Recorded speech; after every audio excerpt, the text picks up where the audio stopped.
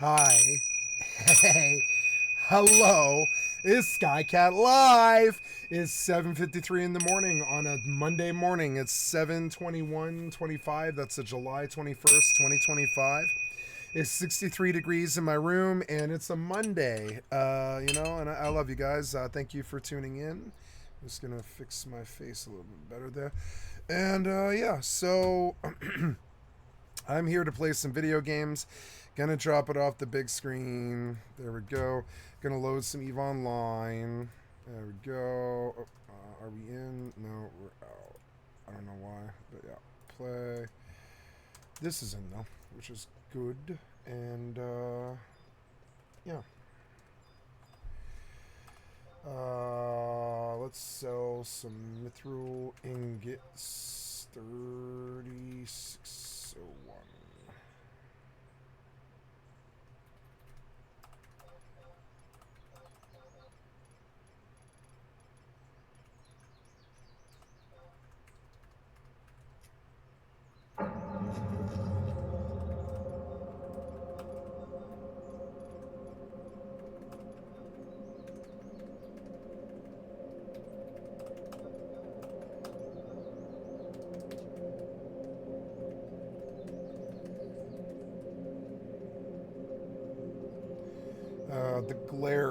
The glare from my door is causing such a bad reflection that I'm gonna have to fix it.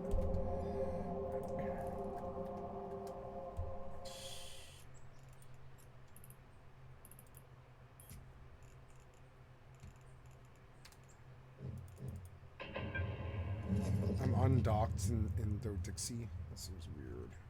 Oh well. 2.6 bill.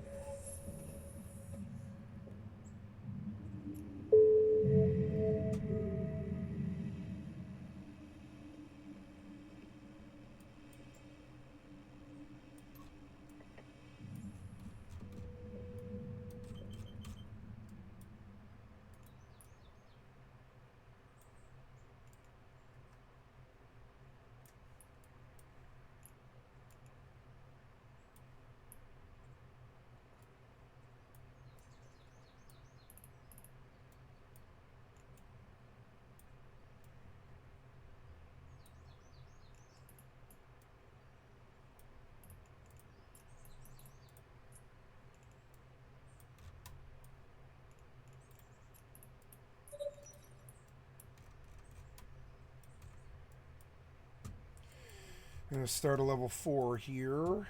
Oh, I lost 60 million worth of augmented Vespas, which makes no sense. I forgot all about that, which is why I stopped. I was like, why are they killing my drones so fucking much? I forgot about this. Go back and just sell these augmented Vespas. I don't ever want to use them again. They constantly die so fast. They're expensive, but I mean, I save money by buying them on buy order, and I can just sell them back to the market. Okay. Have fire crystals. Have 700k. I need to buy a stack of fire clusters. Fire clusters. Fire clusters. 30k.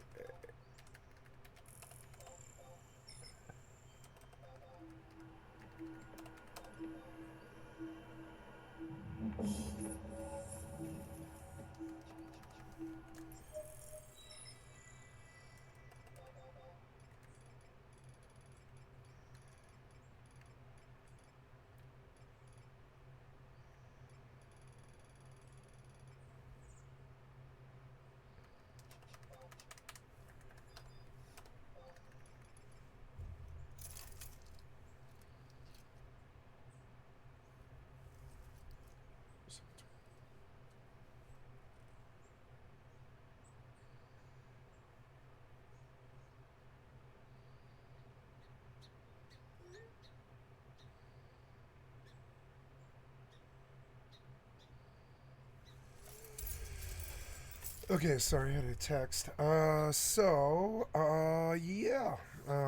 What next? We're gonna load Grand Theft Auto.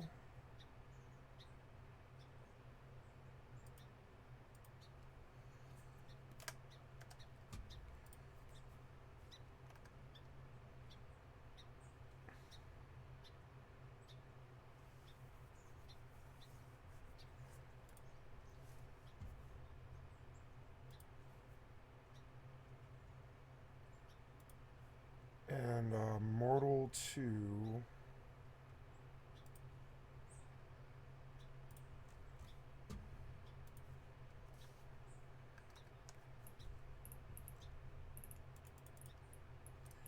So, yeah, these drones, like, they're nice, but they cost too much.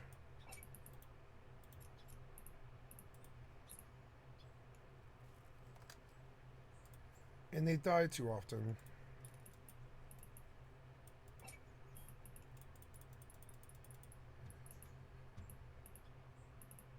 Caldari Navy Vespas. We'll stack all of these or whatever.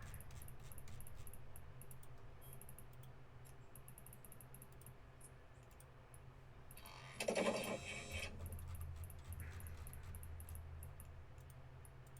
we go. I can sell these.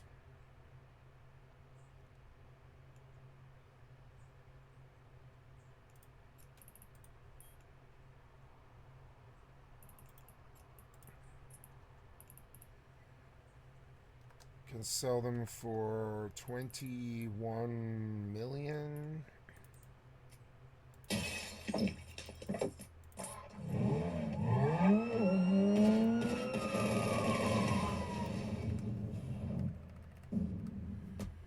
And yeah, I mean, I get my money back. That's fine.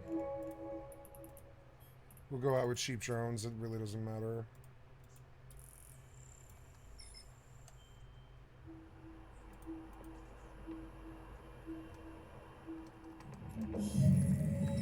Go look at a video here for Bitcraft Online. Dreadzone is the worst early access game of 2025. There's a Hunter Biden interview.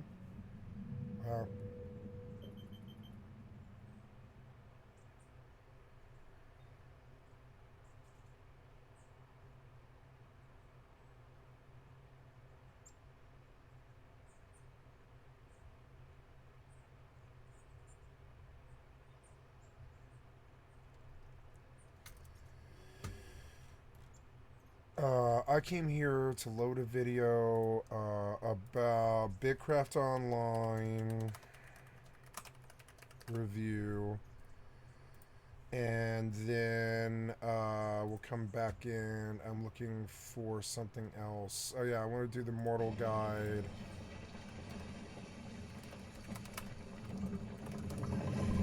For Bacti.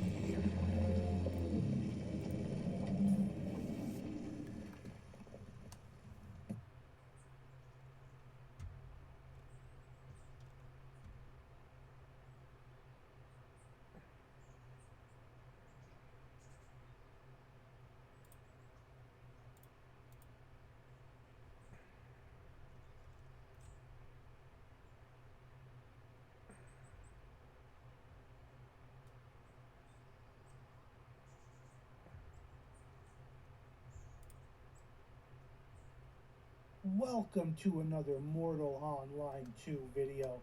I'm Base Bellagio. Today, I am going to show you around the town of Bacti. Let's get a little torch out so you guys can see. Make sure my criminal actions are off. Perfect. So Bacti is a confusing town for new players. It took me 3 weeks and 4 days just to find the magic vendor. And even now, I can't find the front gate. But once you watch this tutorial, you will be a master of this town. Bacti is actually a very easy town in terms of the geography around the area. It's filled with landmarks, from rivers to big mountains that you can see on top, like north of Bacti, big mountain. You enter Bacti, the main gate, from the western side of the town. That's where the stables are. This is the stable. The broker would be right here. I'm playing on an alt to make these videos easier to record. I'm going to miss those. This is where you would buy house deeds, possibly decorations too. In here to the left is your main square of town. You have the rib cage here is a good landmark to get up to an upper area. You have the bank here to your left, a big building. Second biggest building in town is the bar, down this way. And across from the bar is the broker. These are your main buildings in town. Behind these is your butcher. This was really hard to find at first. Butcher table in here. And then behind the bank is the spiritist vendor, spiritist trader. Clever criminals and horse murderers hide in here. And bing, bing, bing, bing, bing, bing. Magic, magic, arcane archer. They get crazy. But be careful leaving your horses right here. Specifically, as you can see, it's a hot zone. From the crossroads here, we're going to go to the directly south, staying on this level. Bacti is like there's 2-level town. There's the lower level, this flat, and then just a slightly upper area on that side and this side. But stay down here first. You have your utility vendor right here, one of 2 in town. You could buy arrows and whatnot. I usually go and sell stuff here. Rapid fire because it's close to the bank. Also the cooking vendors right here, and main cooking fire. No. And right next to it is the library with the main magic librarian, combat librarian, curite elite guard, curite trainer librarian, and common librarian. You continue down this avenue, you eventually hit a gate that goes out to the southeast. I think down to the graveyard. Down there. The graveyard's a mystery. We'll go look at that after. Oh. Going back, facing the bank, bandits. the road we came on, the main avenue. We go up to this terrace now, to the west. This is where your fishing vendor is, hidden back here for all the fishermen. You have training dummy area, a house that only a few people can get inside. Giants can't get in this house. Only small alvarid and hunter lizard. You have your herbalist, your table, where is it? Botany lore guys here. Your press, extraction press, the elusive. Here it is, extraction. There would be your globulums right here. And then inside would be alchemy stuff. Extraction fabricula, alchemy table, some logs, and your extraction kiln. I've never used a kiln. What's that for? Let me know in the comments below. Going back now northeast, we're back down at the crossroads, I call it, the bank. This time we're going to go up through the ribcage. Ribcage is your main guide stone besides the bank. Up here is the bonfire. People hang around this and tell stories and dance and also fight. And here is your priest, where you can get resurrected, where the spine of the dragon is. Look at this guy. Someone's causing a ruckus at the bank. It should not be this hard to find a city.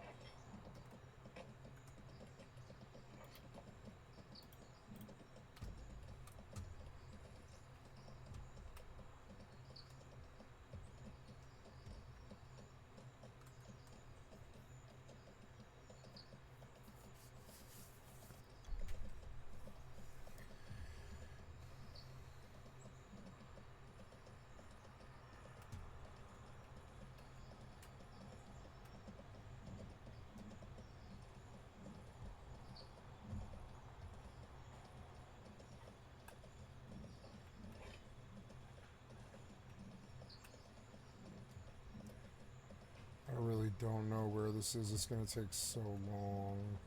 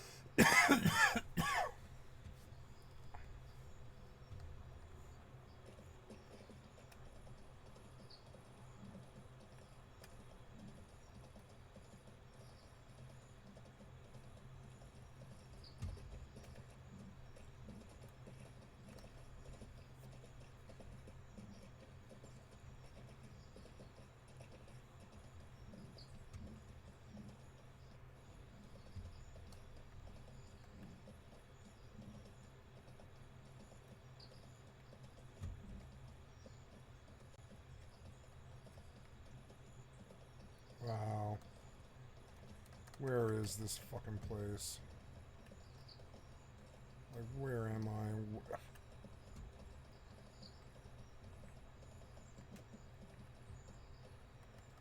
Finding back to use some horse shit. I don't really want to do this anymore. I'd rather just go home at this point and not get the spear abilities. Or just get them through the vendor or whatever. Well, not the vendor, but the taskmasters. I guess I could prevent trying to lose this run now by suiciding. And just take the spawn at the priest. And then build myself back up again with vendor shit. And get a horse God knows where. I mean, I don't even know if I need a horse really, but yeah, like if it's gonna make me do stuff at back T to get those spear books, like farm gold, it's preferable if I get there with this set and bank the set so that I may spear stuff if needed.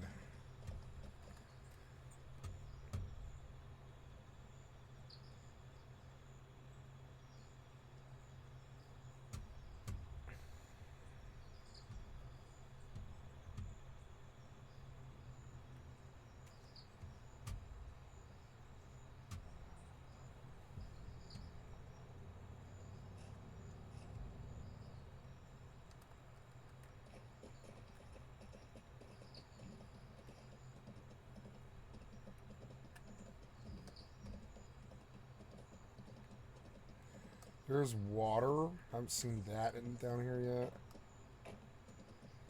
Water is a good landmark.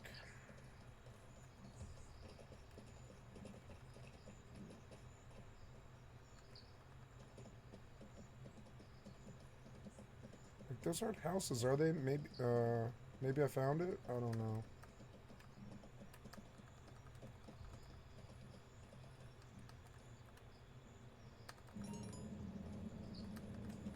Oh, good. Hey, I've been looking around the car.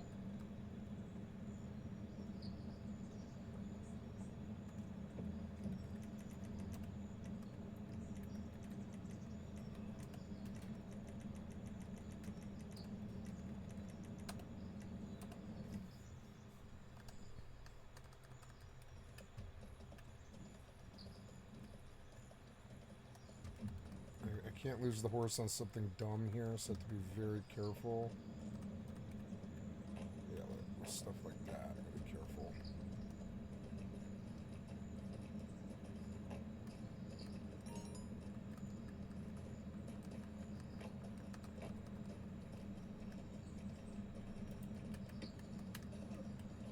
What was that sound?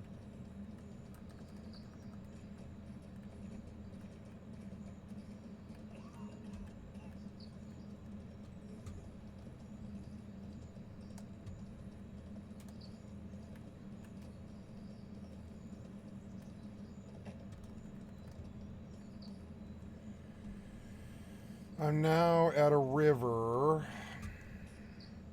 running north south.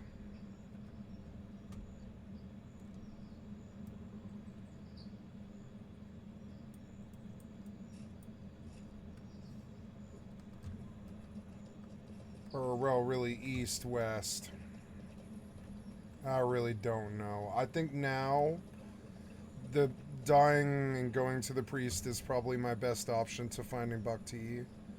Because Lord knows where the fuck it is. And this is costing me so much time that I don't want to do this. I think I'd rather say, fuck the piece of worthless shit developer over getting my abilities in a video game that I play. You know, abilities I'm supposed to have. But I'm not gonna go get those abilities if you fucking put it behind a 30-hour fucking sandbox wall of stumbling around nondescript goddamn jungle with no direction, no map cursor, nothing at all. That is for fucking piece of shit idiots who don't value their lives. I can't imagine trying to do this with a sense of like I mean, yeah, we're just gonna suicide. Here we go. Bye.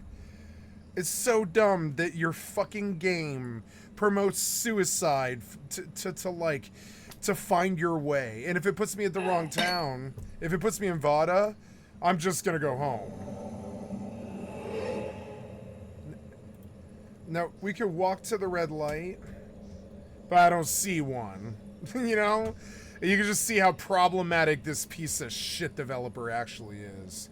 And maybe I shouldn't play the game, you know? It's just dumb. The amount of horse shit that this fucking developer has put me through. Fucking asshole. Let's see if I can get a free ride to goddamn Bhakti and try to scrabble my way up off of pigs or whatever. And I've done this before. I know it's possible.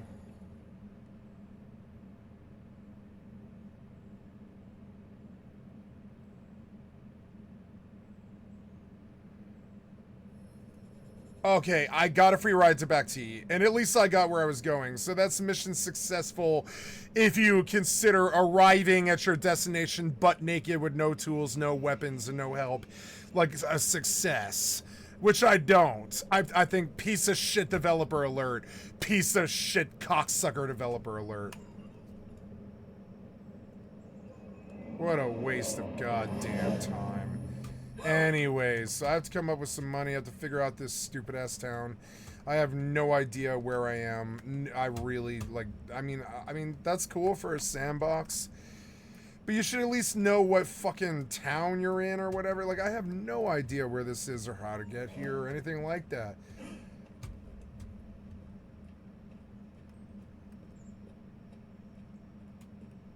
So I guess we'll start. I have to figure out, like, okay, so the north side of town Is the entrance? No, it just keeps going. Okay, so it's a big town.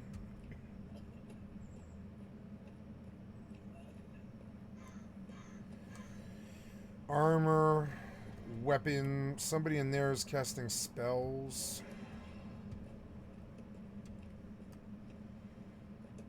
I've never been here. Ooh, Karoten.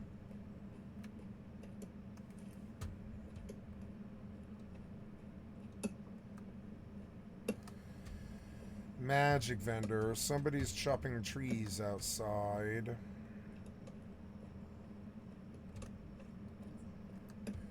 Oh, so maybe I was really close to back T when I got to the tall trees. But how the fuck would I know? You don't have a map. You have a map, but it's incompetent. It doesn't have a map cursor. So why bother making the map, you fucking piece of shit moron developer? So anyways, so here's the crafting hutch. Material lore librarian. Crafting librarian. Extraction librarian. You know, the sun went down. I'm going to turn off my fan. I'll be right back. Shut this.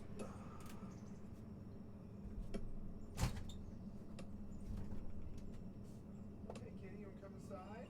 You can come inside if you want. You can come inside?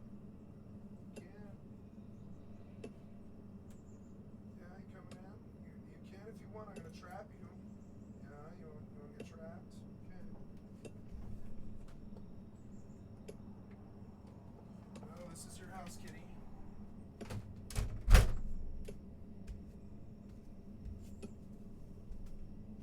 I love you. Yeah, you. Oh, I gotta turn on lights. I didn't realize. Yeah. Meow, meow.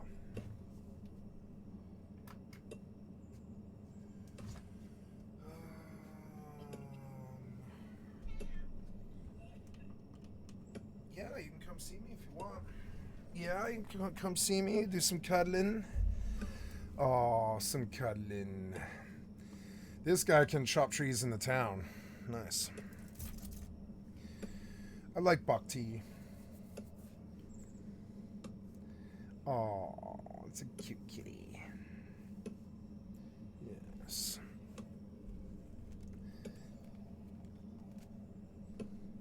Good morning, kitty. I slept pretty well. How about you? Did you sleep okay?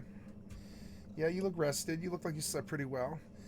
This is your house. You can sleep safely here. Don't bump the camera, kitty. Don't bump the camera. Nope.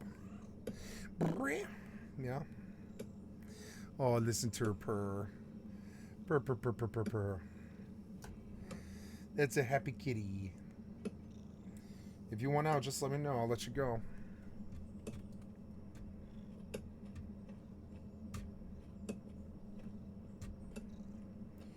Utility vendor, equipment vendor. Don't bump the camera, kitty.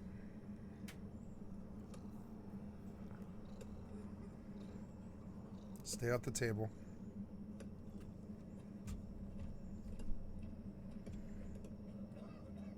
Oh, it's a cute kitty. You see a tail go across the camera. Oh, it's a cute kitty. Utility vendor. Well, if I had any utility, can I sell carrots? 14 copper.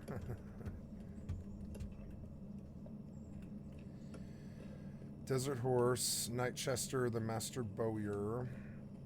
It's quieter here, isn't it? I'm sure murder happens, but it's probably a lot less. Oh, cute kitty. Get your butt out of my face, kitty. Let's walk down the road and patronize the ammunition.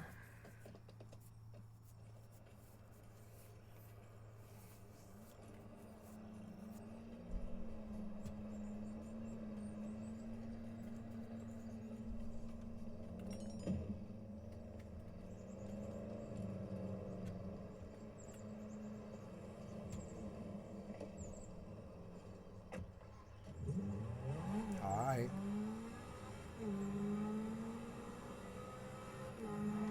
kitty. Oops, I'm kind of cheating. There we go. Yeah.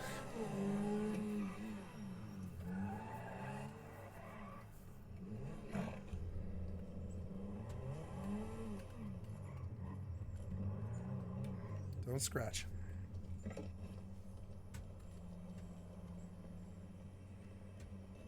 You're going to buy something? Yes?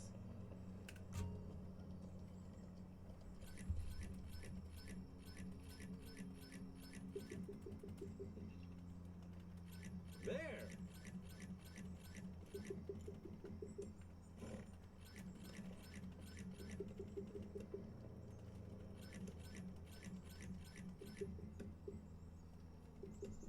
Kitty, get your tail out of my face. Ugh. Cats. Ah! The hell was that? Okay, I know the drill. I swear this happens at least once a week. Banker, back T banker, elite guard, lictor guard, tetrol, the prestigious. So I got to back T, but I'm frustrated that I had to die to do it. I don't know where... Maybe I better read the Mortal patch notes again. Oh no, I have $90. I'll use that for taxi fare. Yeah, we'll take a taxi ride to the casino, I guess. Damn it, kitty, get off the desk. Ah! Move my cell phone out of the way. You're good, you're good. You're okay. Aw, cute kitty. Wow, Lester, if you need to shake the cops, give me a call. I can call Lester and just call the cops off me? I didn't know that. You could just call Lester to remove your fucking wanted level? That's insane. Nice. At the end of missions, I can just call Lester. I didn't know that.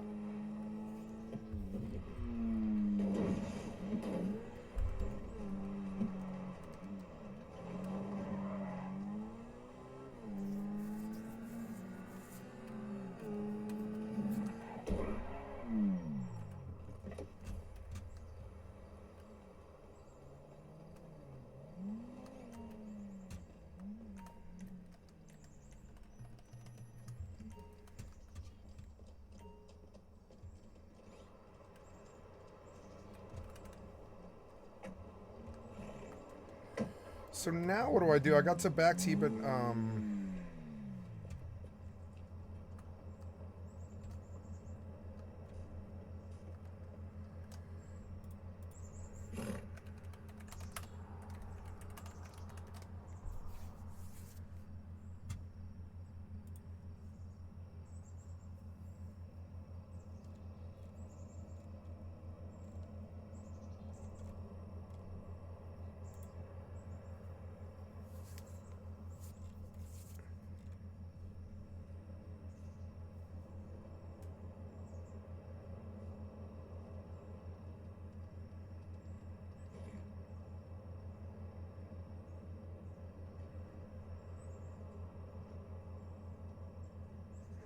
soldier and hunting taskmasters in towns.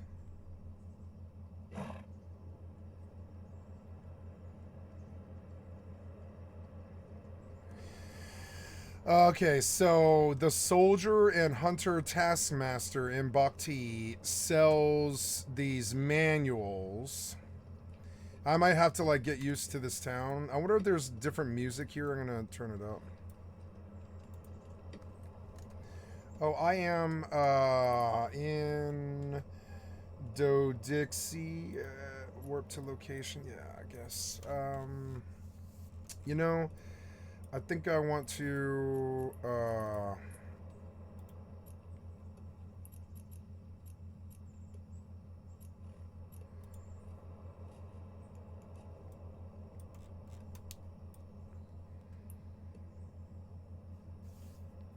I think I want to pop a booster. The soldier and the taskmaster. is gonna be here somewhere. North is what I'm gonna call the way out, the front door. Lottery vendor, soldier and taskmaster vendor.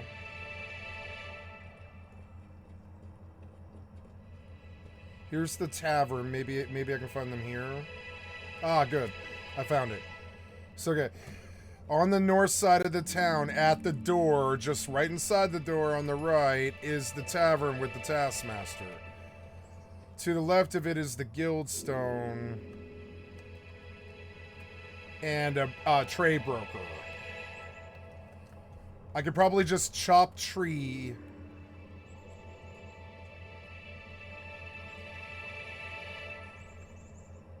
Grocery vendor, taskmaster, courier.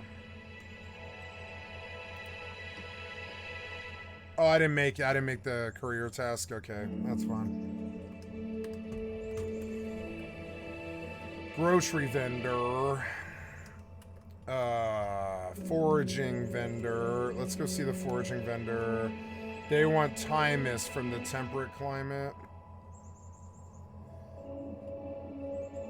I don't know. Let's take it just to see if it's close. Let's see how far they say it is. Oh, I already have a foraging task. For Karotin.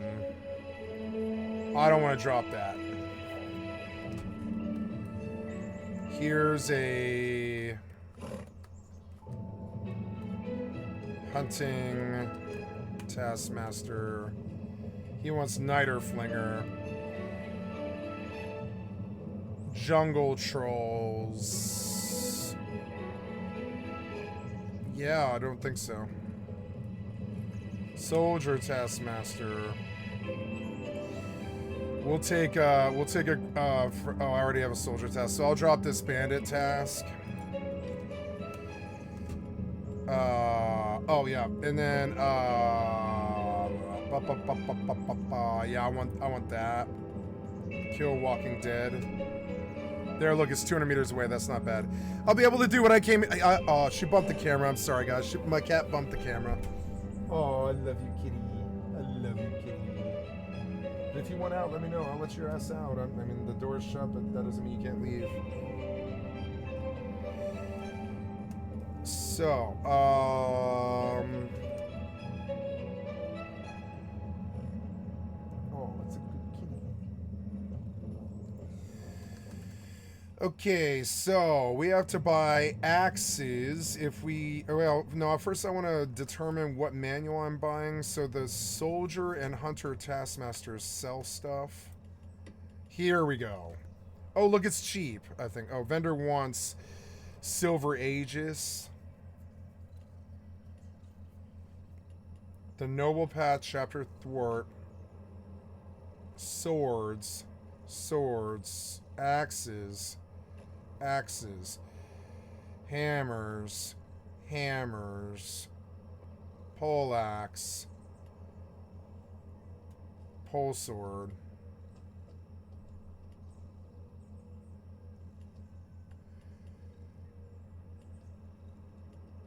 What are these things? Empower, brace, poise, ward.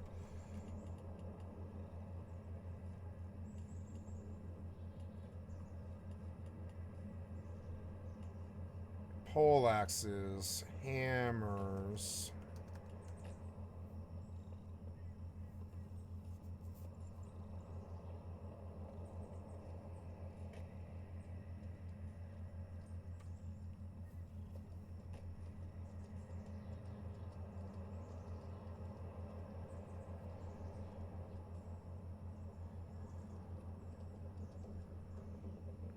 You have to work for it. I have to work in this town for a while. I have to live in this town for a while.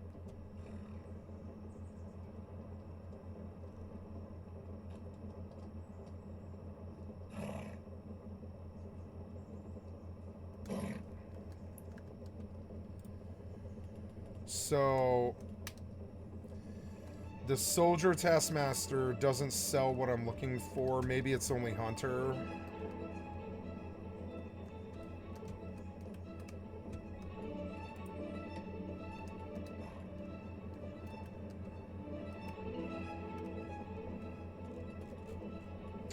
I have this Karotin quest, which will give me enough money to buy a set. It'll give me 50 gold, which isn't bad. So we really got to keep our eyes open for carrots. I'm sitting here waiting for... oh, I'm going to get out. I'm going to send this home. Why is my camera spinning? Cool, it's like a mount. So cool. I love this game. It is maybe one of the better MMOs. What's that purple thing?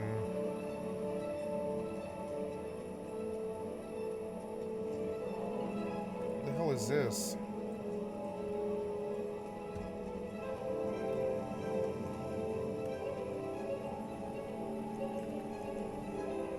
Oh. Oh! So when I start producing drugs, I can make money.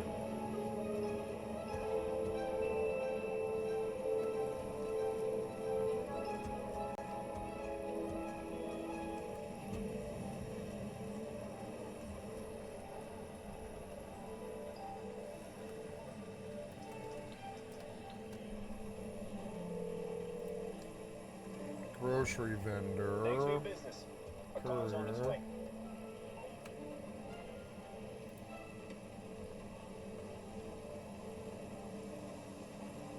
Combat ability Sting. Impale. Sling Thrust.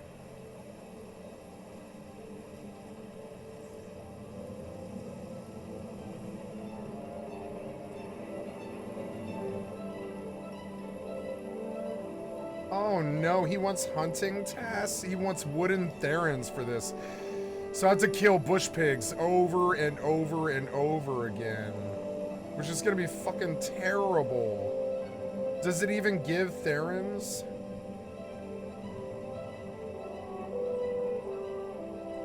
No. I have to kill wolves.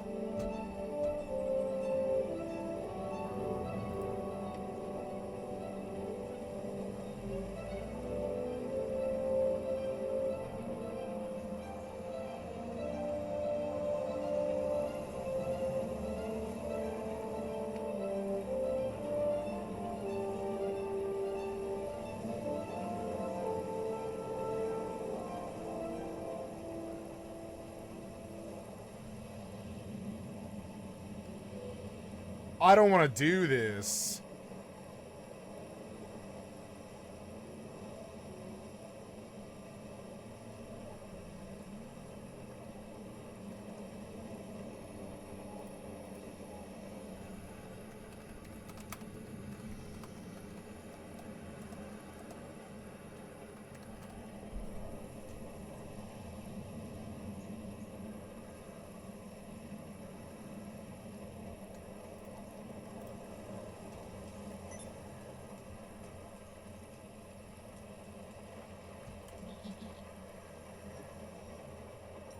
Where to exactly? Oh, No. okay then. Where are we heading?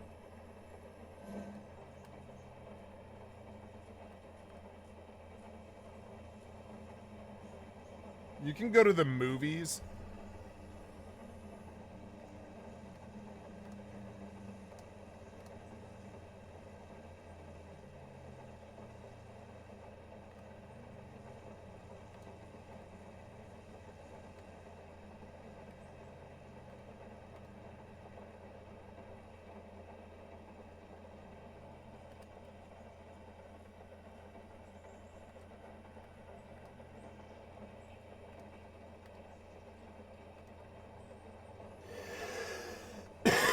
I don't know.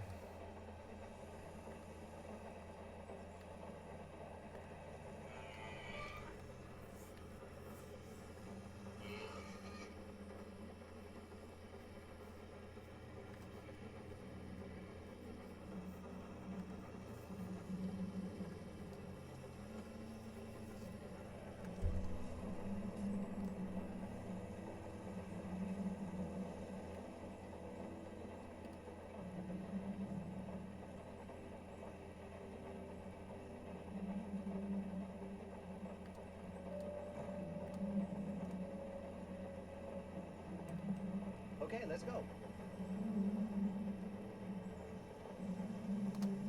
Sure, if you'll pay extra.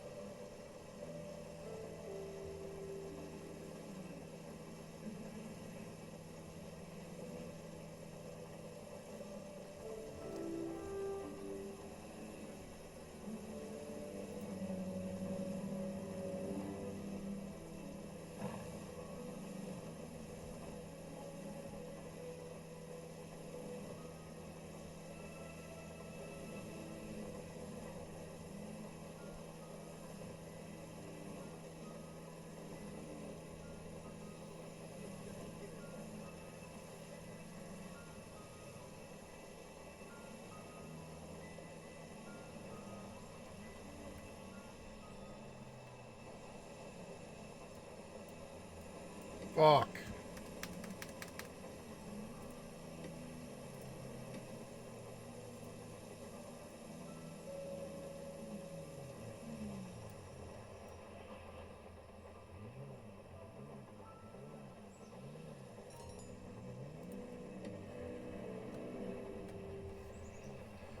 That's actually a little better anyways.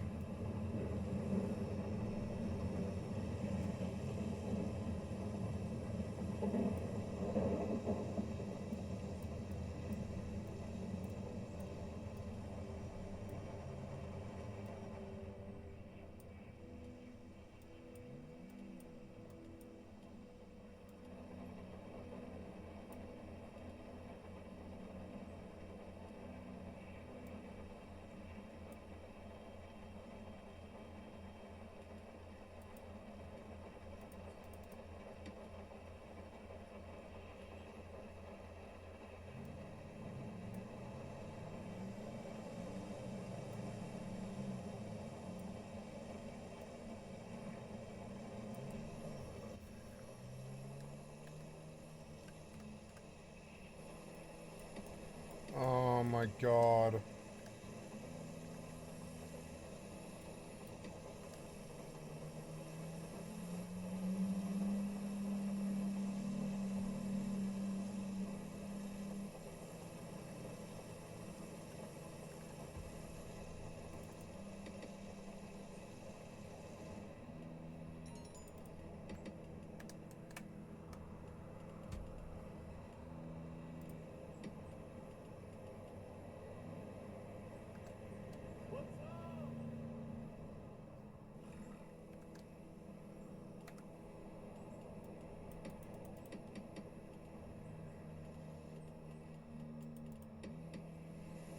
Oh, impale, sling thrust, and sting.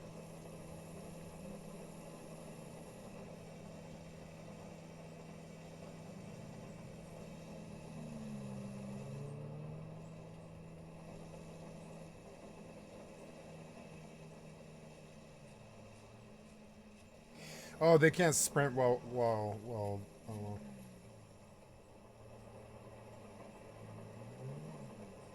Oh, cool. I'm getting like DK grip. I'm getting like what oh god, what's it called? I'm getting Roadhog's hook. I'm getting Roadhog's hook.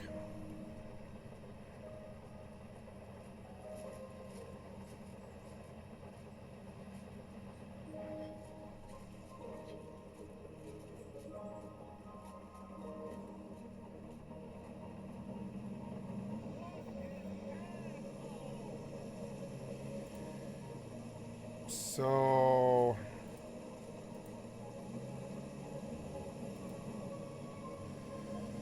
okay, so then I need Sting. Impale and Sling Thrust. That's going to cost... Oh, Cuprum. Oh, no. Wooden Therins. 45 wooden Therins. That is insane. I need to know something.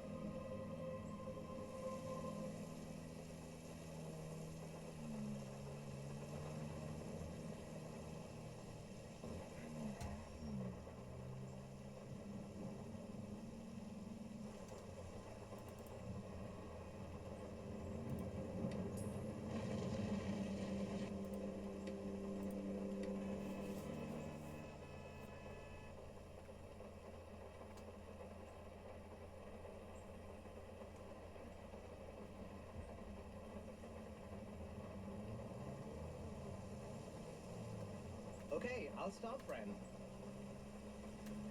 I'm on the move, friend. As you wish.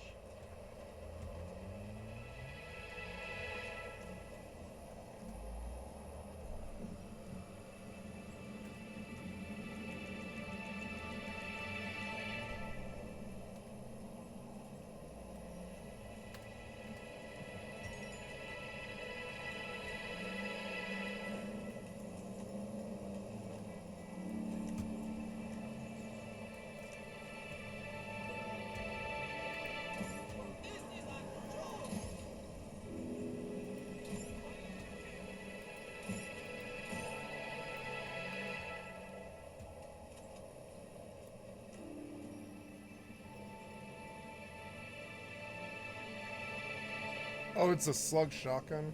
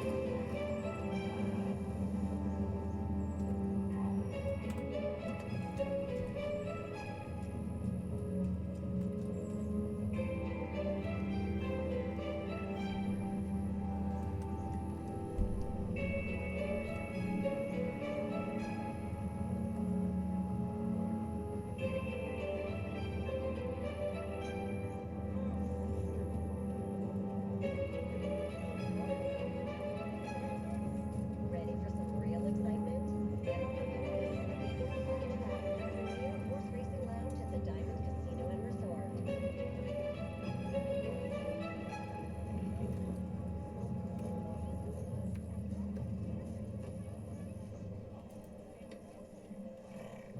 Oh my god. No, okay, I see. So, certain ones are certain places, and it's a lot harder than I initially thought. I keep it real.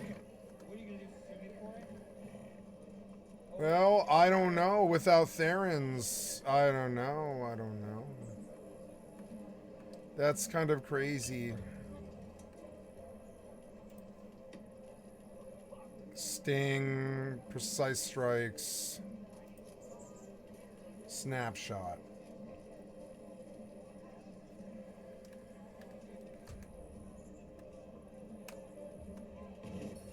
Oh, nice. She had it some kind of thing. Oh, 60 glory, nice. So dancing on the edge, hilt strike, split, under hue, carve, cleave, sevens, forceful strike, fracture, shield strike, amplify, brace, poise. Okay, well, hack. So. Yeah, I have to get Therans in. I have to get wood Therans. That is so specific and so shitty that I'm just not gonna even bother getting the fucking abilities. That is terrible.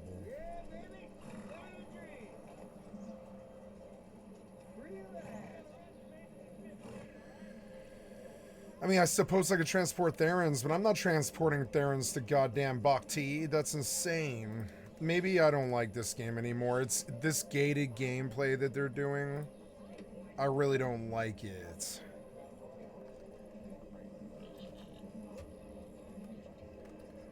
Getting Therans in this town is gonna suck. Sir?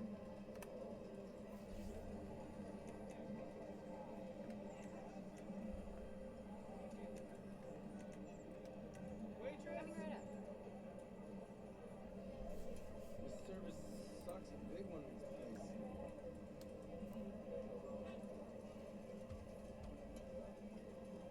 Down the hatch.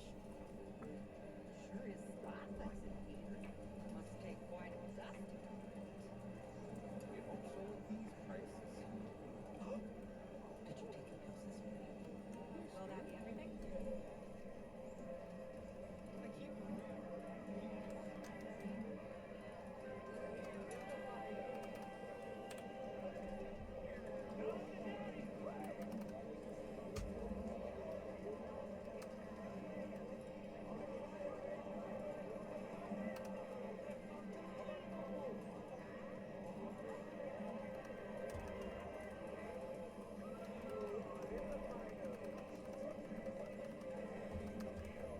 I don't know.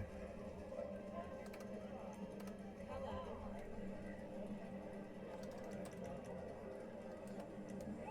Your chips. Here you go. Goodbye.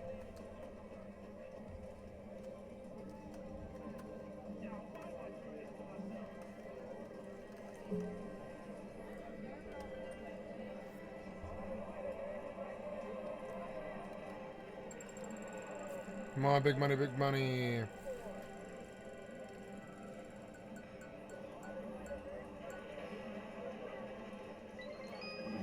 $5,000 RP. Nice.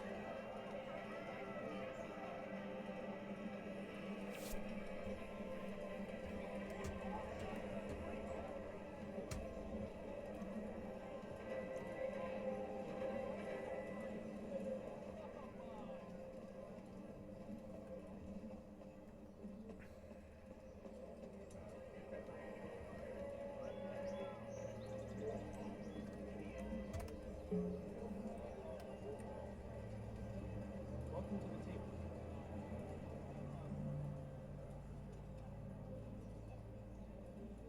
Place your bets, folks.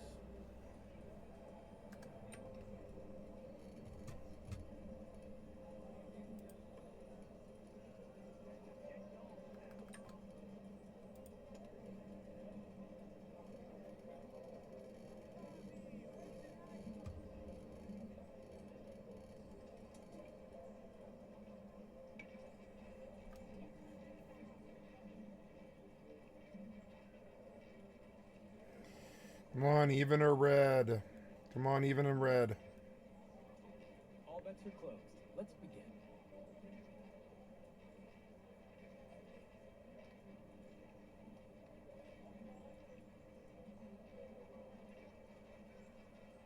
It's zooming in.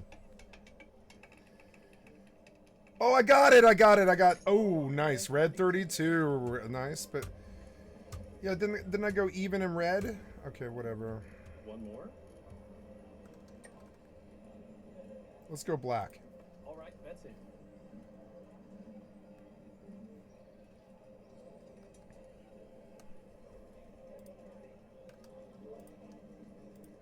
This gated Theron shit fucking bothers me so much. I really wish they wouldn't do this stupid shit.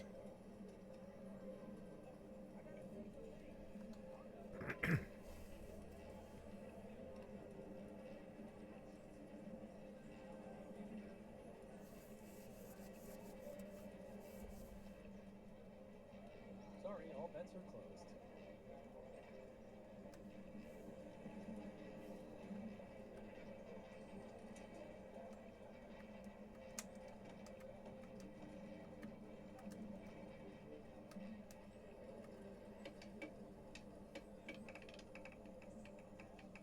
Oh, I lost. Landed 36. Why not one more? Bets, please.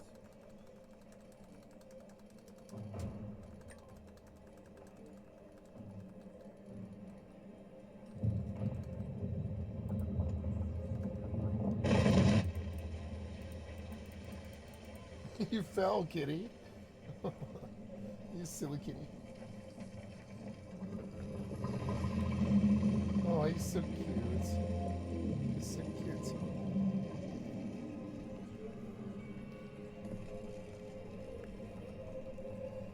Don't scratch me.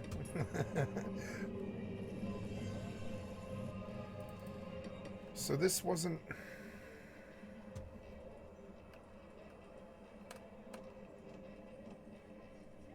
Oh, nice.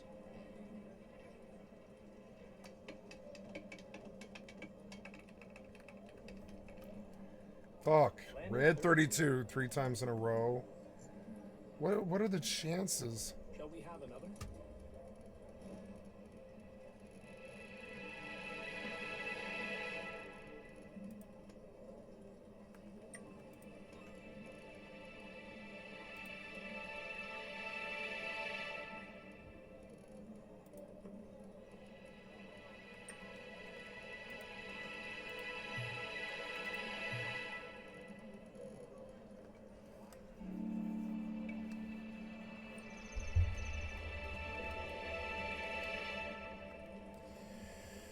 Uh...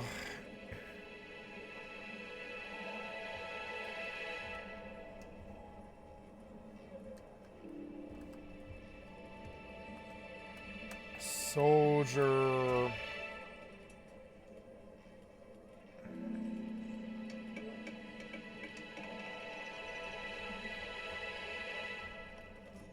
Landed 34.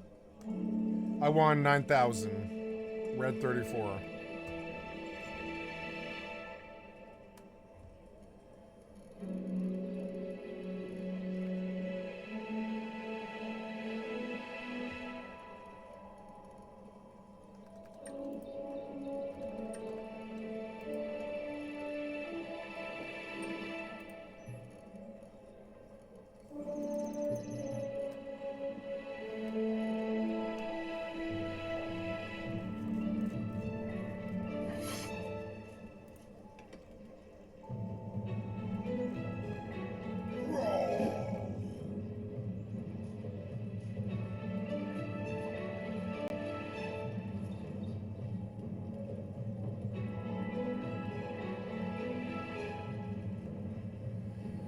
Well, I can maybe, I don't know.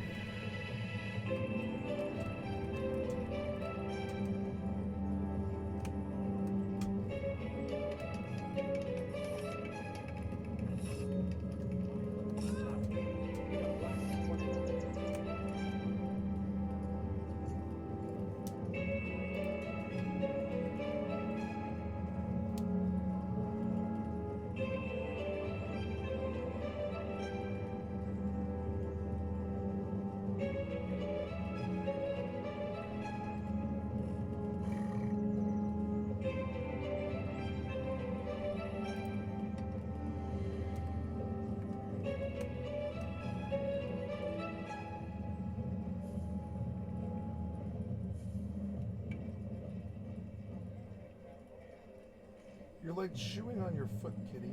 What's wrong?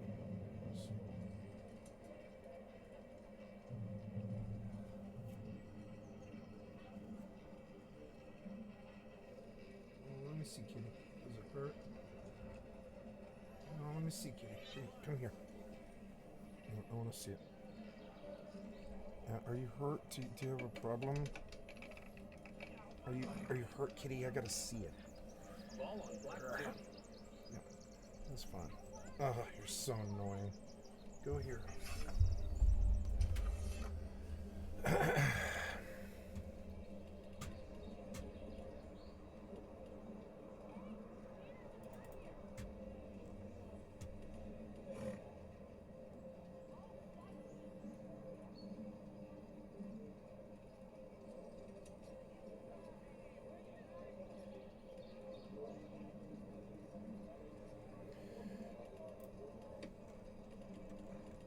Chasing the bullseye, sting, impale, and sling thrust. Precise strike, snapshot, piercing shot, volley, spread shot, and steady hand. So, terrible, just terrible.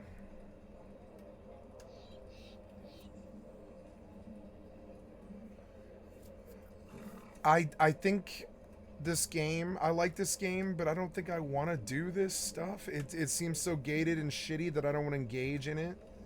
I mean, I'm being honest. Like this is the worst gate I've ever seen a video game developer do. I think it's something like 1,000-hour gate or something like that in order to finish it.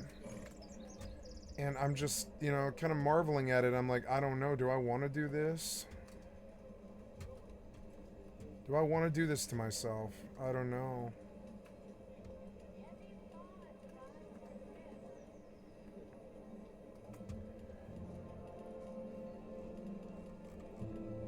Sting, impale.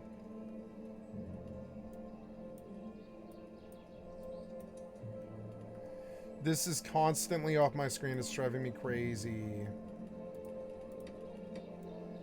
I can't see the tabs. It's because you made the UI bigger again.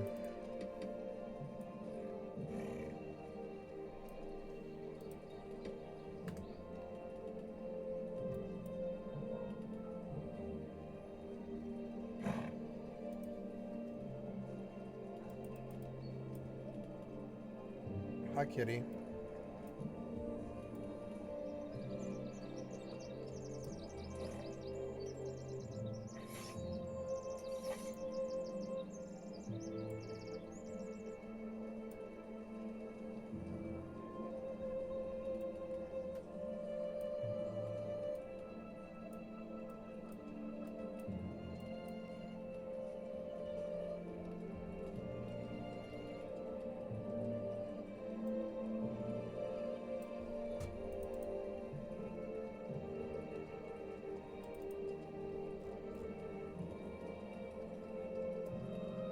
There, finally.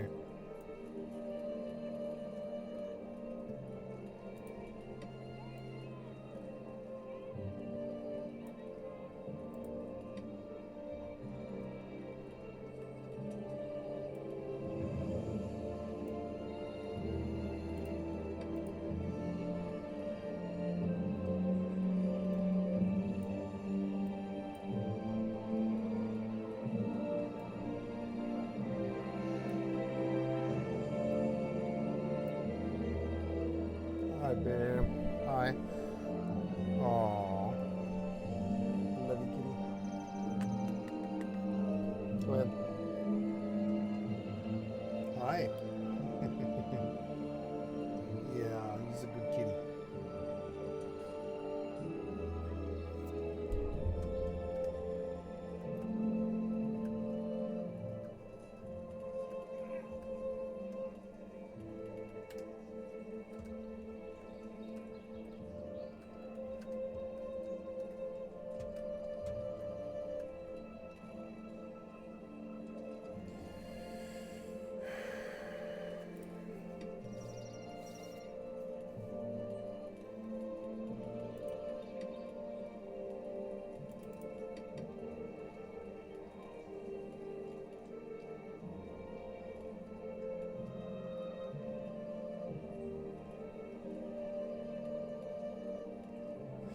Oh, kill 7 fresh walking dead. I see. So never mind. This is going to be easier than I thought.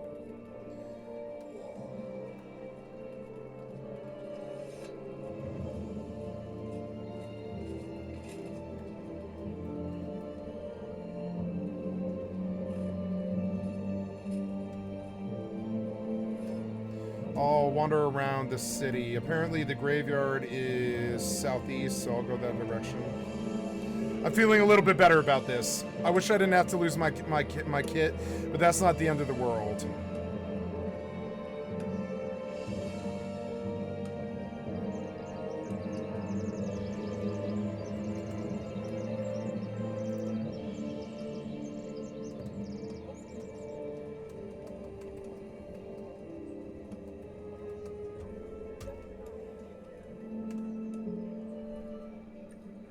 Feeling lucky? Yeah. All right. Bets in now. All bets are in. Oh. Let's get this started.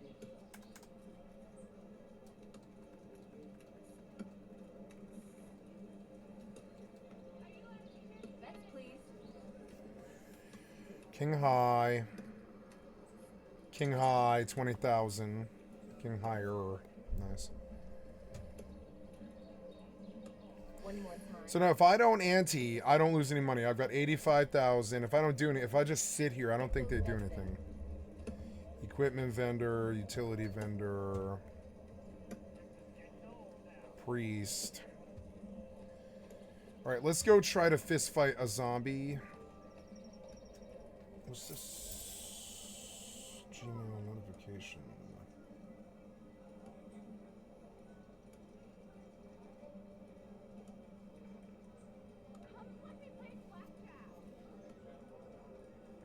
Your chips, if you would. Your chips, if you would. Betting is closed. Oh, why do I do this myself?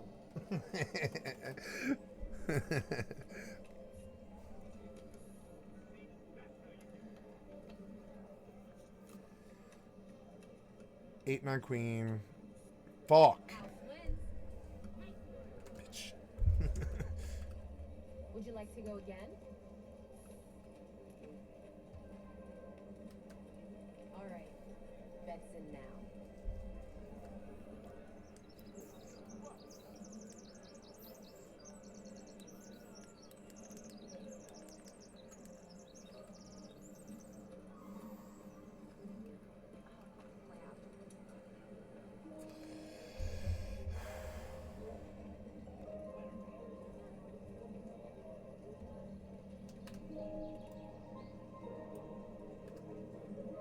Place those chips, please.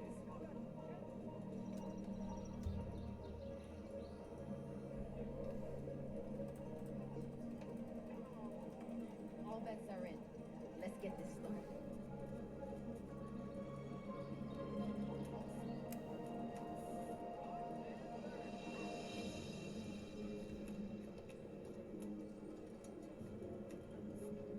Ace high, 20K.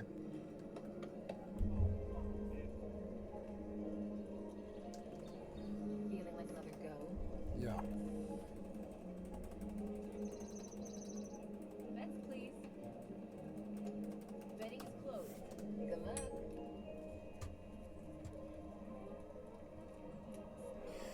Well, let's go do mortal and try to get these abilities unlocked. I have to unlock like 7 of them, which means like doing lots and lots of fresh Walking Dead or whatever.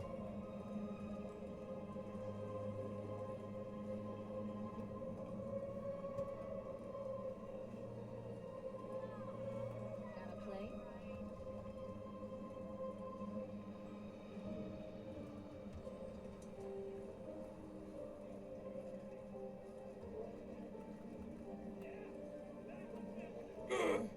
I took damage die. The win goes to the dealer.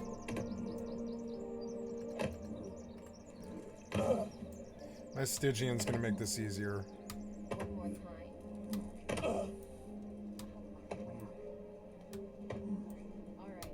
Bets in now. I'm like beating a zombie to death. Let's do another one.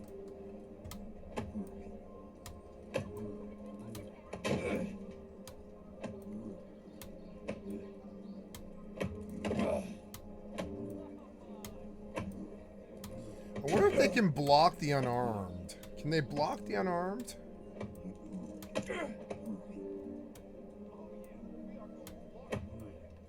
Your tips, if you would. Oh, did I lose? I did. I lost again.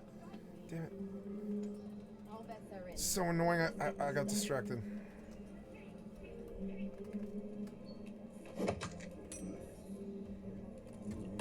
Oh. Bets, please.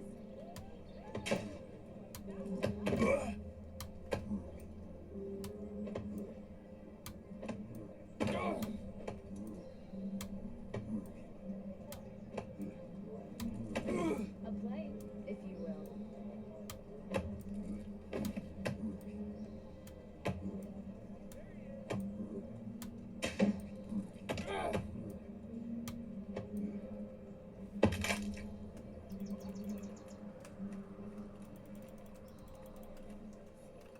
House wins. Fuck. At least I didn't lose that much. Fuck. You keep distracting me. I don't want to stand on these zombies. Get those bets in.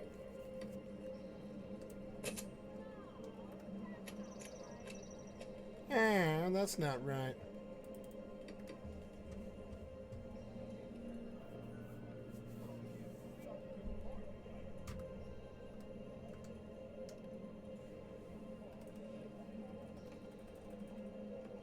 Betting is closed. Good luck.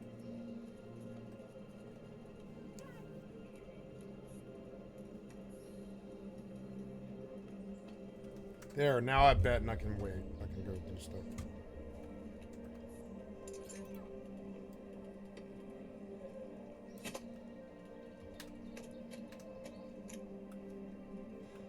Feeling like another go. Nice. Did I win? 16K, but I bet a lot. All right. Bets in now. All bets are in. Let's get this started.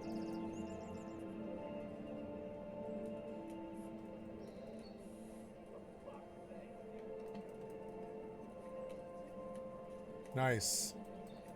No, vibes. I lost. Oh, 15,000. Okay, nice. Alright, we're unlocking these weapon abilities. I did not mind it after all. It was okay an experience. It's better than I thought it was, because I was like, where the fuck am I going to get Therans from?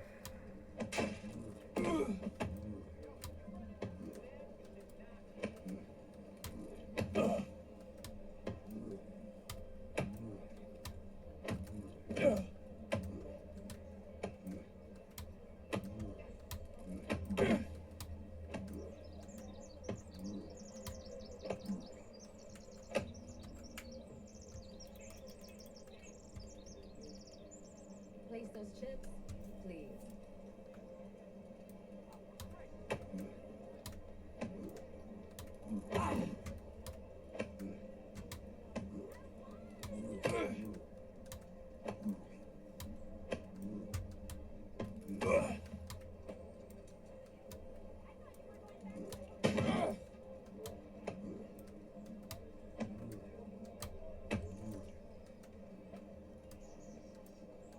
Get those bets in.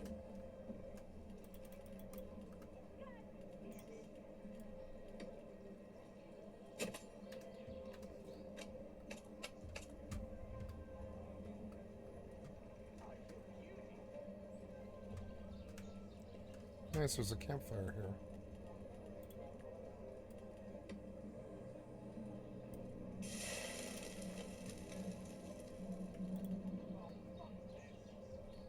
Your chips, if you would.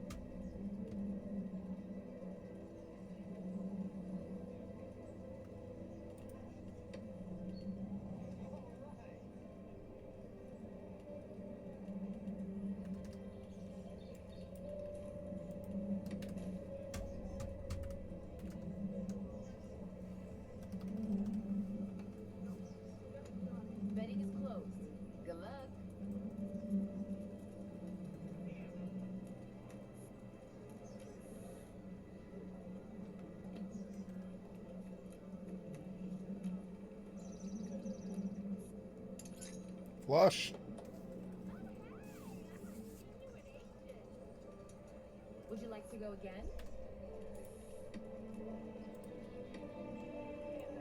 All right. That's it now.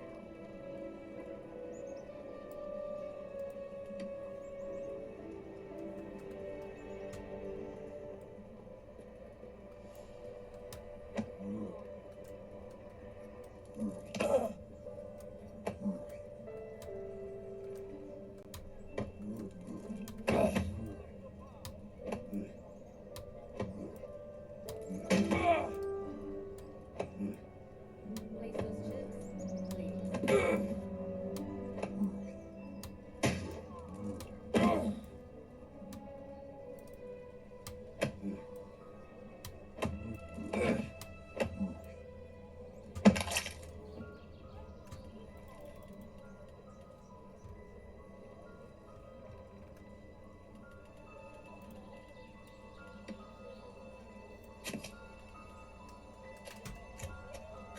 Bets, please.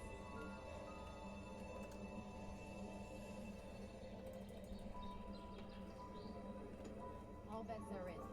Let's get this started.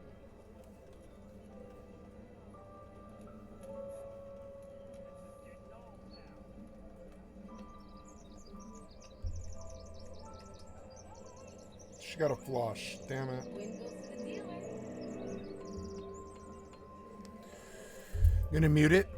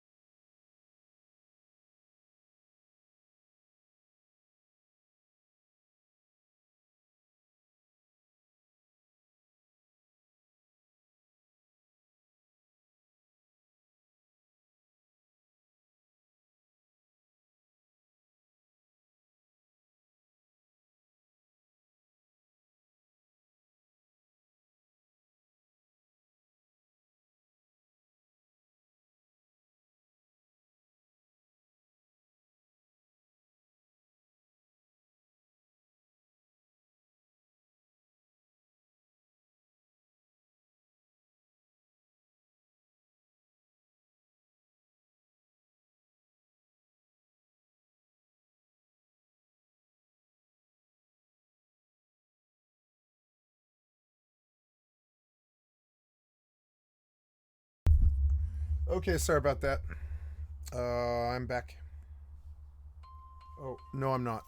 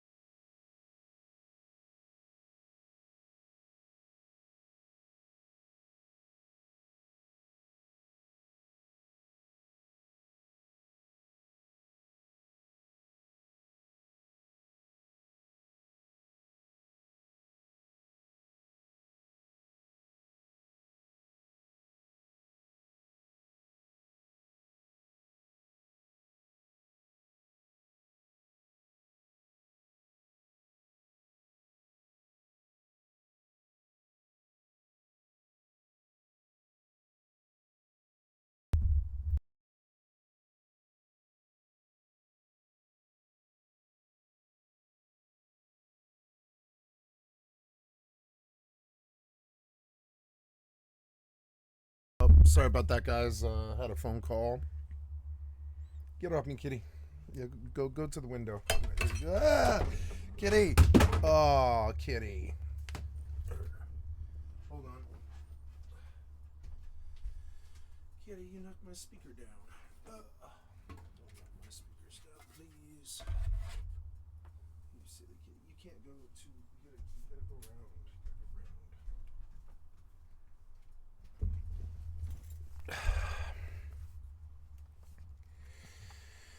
Okay. I was looking for emulge in buy orders. Emulge. Nope.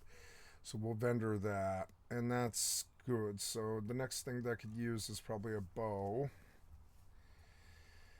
Bow. Browse market for a bow. Browse the market for a bow. Get rid of the search filter. No, bows, please. There's a Greywood asymmetric recurve bow with 99 strength requirement, which would be pretty good. Let's take a look and see if there's a spear, because that might be better. No, that's all the stuff here. There is a long spear, yeah, for 3 gold, which is a good deal. But yeah, I don't think yeah. So yeah, I'll save up for that bow, or sorry, for that spear, and we'll start with the asymmetrical recurve bow for gold, I guess. Yeah, because it's gonna be better. And then we put on the bow, and we go and kill fresh walkers again. This is as bad as I thought it was. And I thought it would be better, but no, they're not letting me get credit just by doing the task. They're like forcing me to do the Therans. And Therans in this town for this shit is goddamn miserable. Fucking miserable. It'll take me weeks of just pointless busy work for something that I don't technically really need. I mean, I want it, but it's something I don't really like. It's my abilities, but apparently it's so gated, it's so shitty that, like, you know, you can't.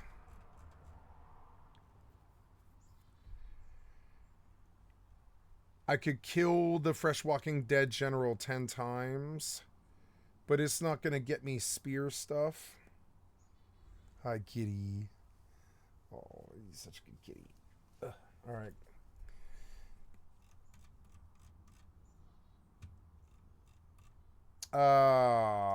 I don't know.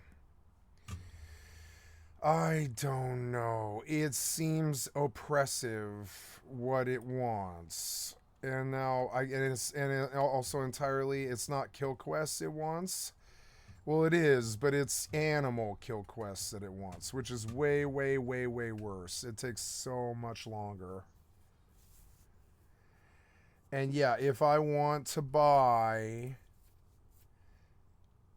snapshot, piercing shot, volley, spread shot, retreat, steady hands, force arrow, right? Sting, impale, sling thrust. So the things that I want are here are literally, goddamn, I can't believe this. It's 45 fucking Therans. 45 Therans is insane. It's fucking insane. 45 Therans is so much.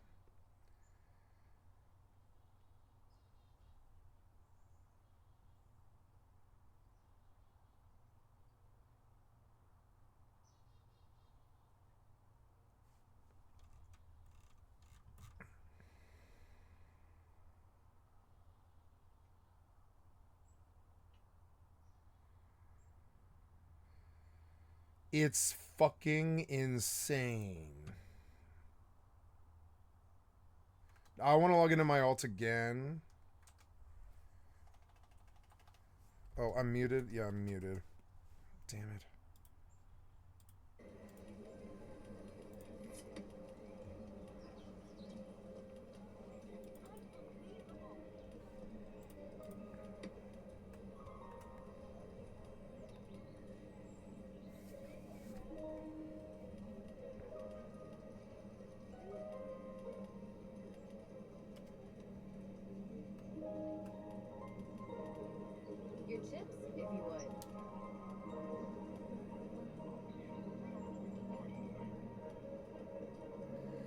Fucking dire wolves? Are you fucking serious? I'll have to run so many dire wolves.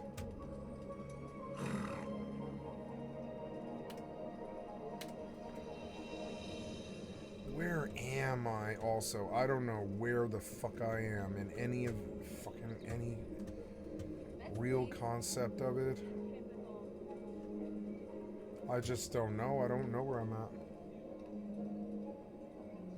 You can go out if you want, kitty. You want to go out? No?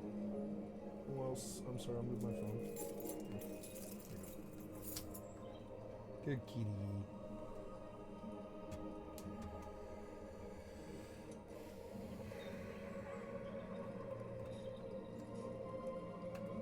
Place those chips, please.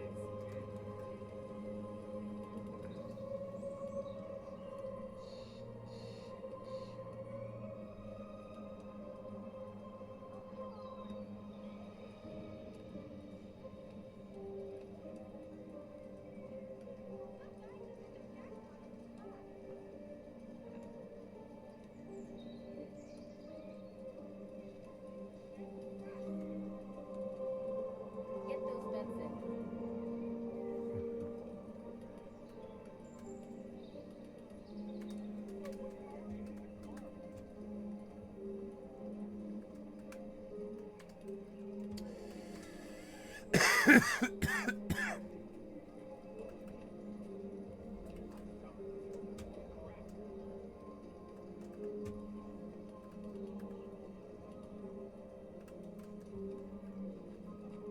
Your chips, if you would.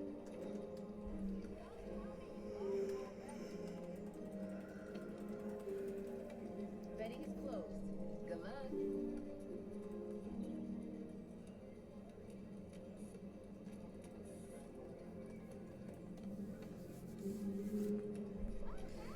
Aces.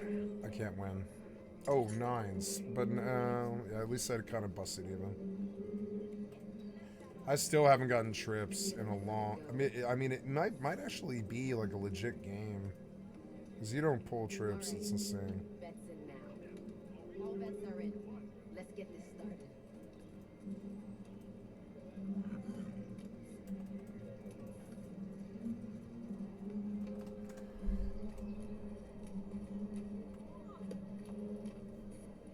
Win goes to the dealer. Great. One more time. Bets, please. I'll buy a spear with the money I make from doing this. Betting is closed. Good luck.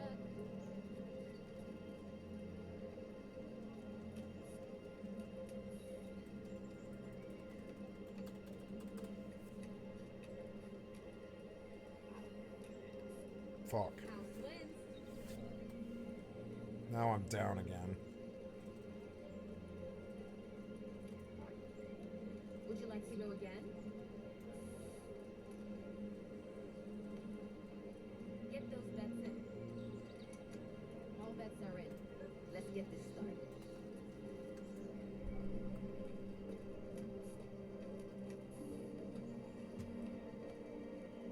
All right. Bets in now.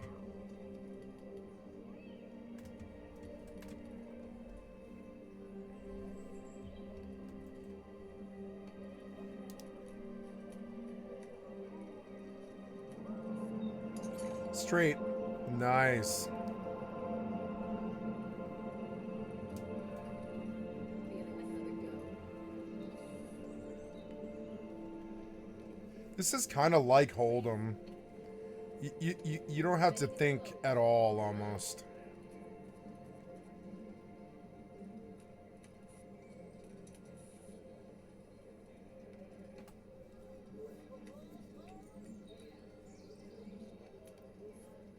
Win goes to the dealer. Fuck.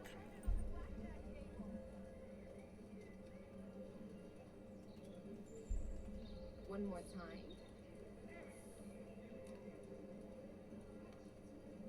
Get those bets in. All bets are in. Let's get this started.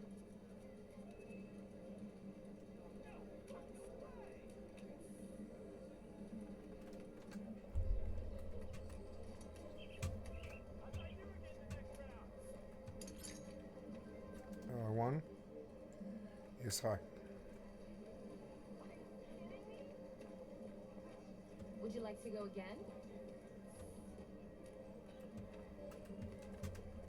All right. That was a tour dog. I didn't even see him. He came through so fast.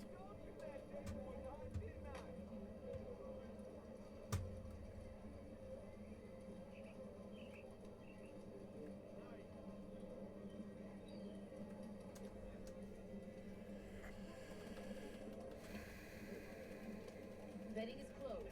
Good luck.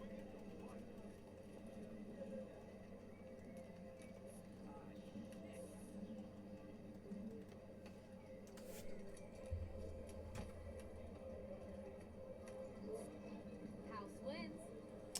Great.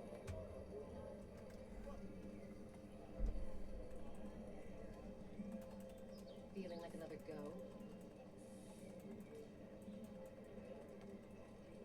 Bets, please.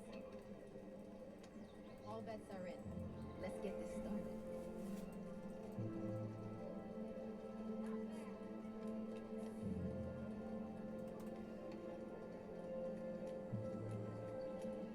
She had a flush.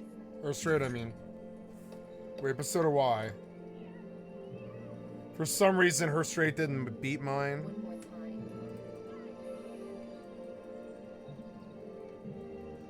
Get those bets in. Betting is closed. Good luck.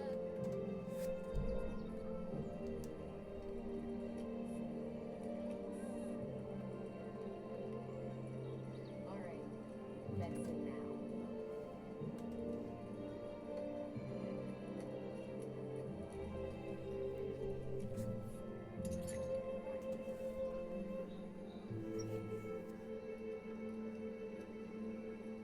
Would you like to go again? Bets, please. Place those chips, please.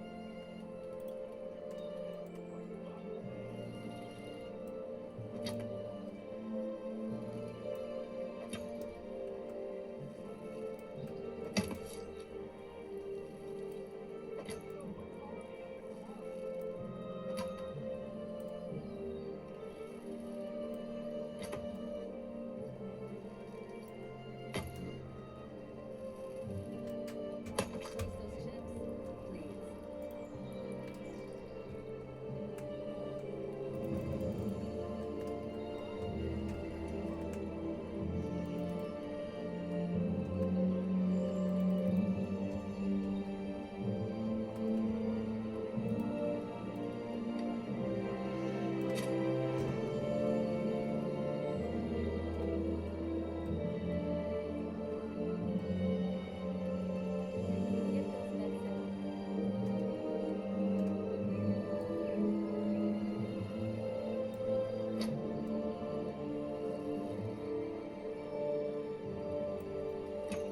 What?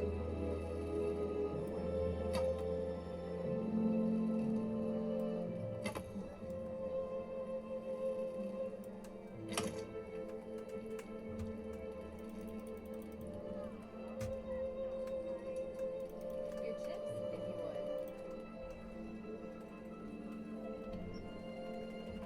All bets are in. Let's get this started.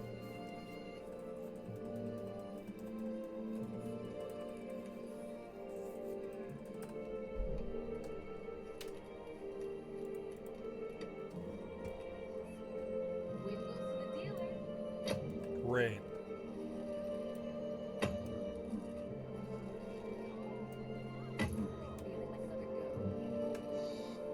All right. Bets in now.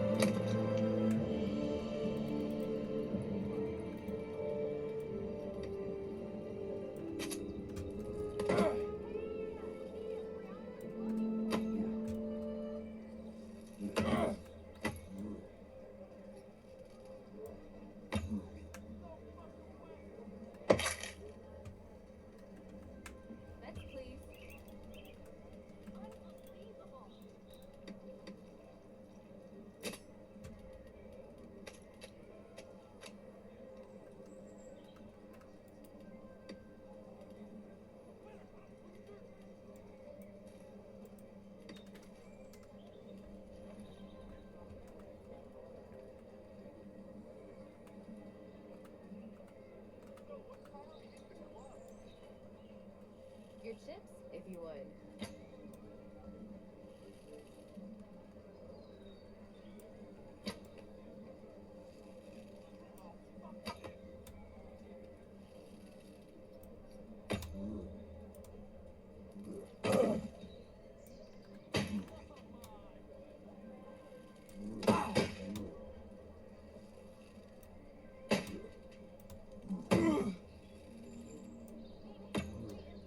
Get those bags. Place those chips, please. All right. Your chips, if you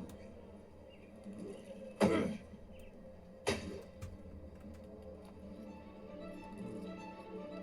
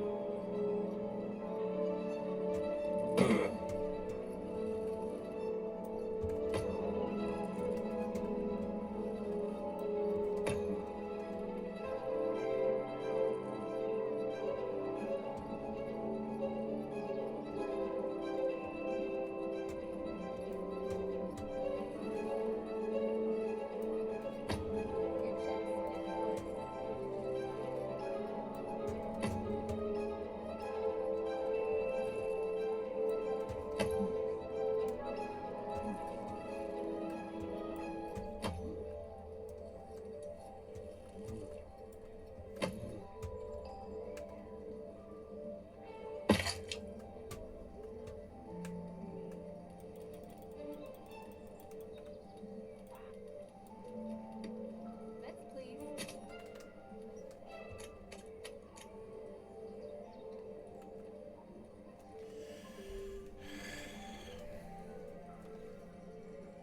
chips, please. Get those bets.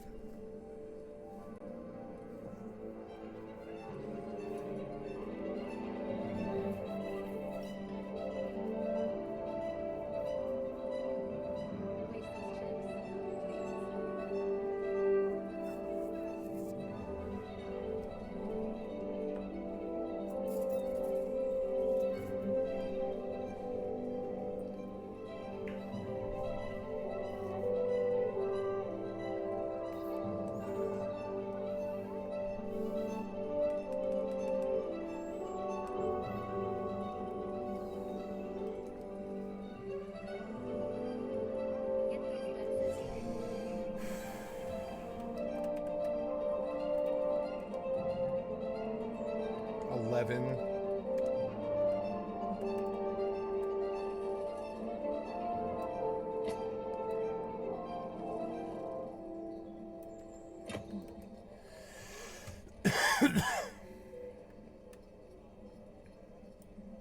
Ah! Swear to God, on purpose. Your chips, if you would. I'm down now. Fucking dealer keeps Betting is winning. closed. Good luck. So annoying.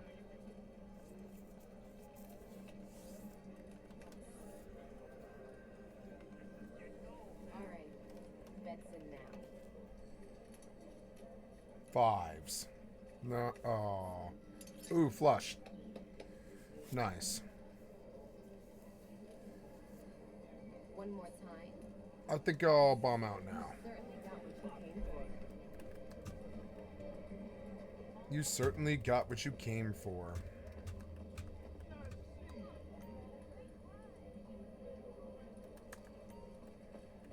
Purchase a penthouse, okay. Inside track.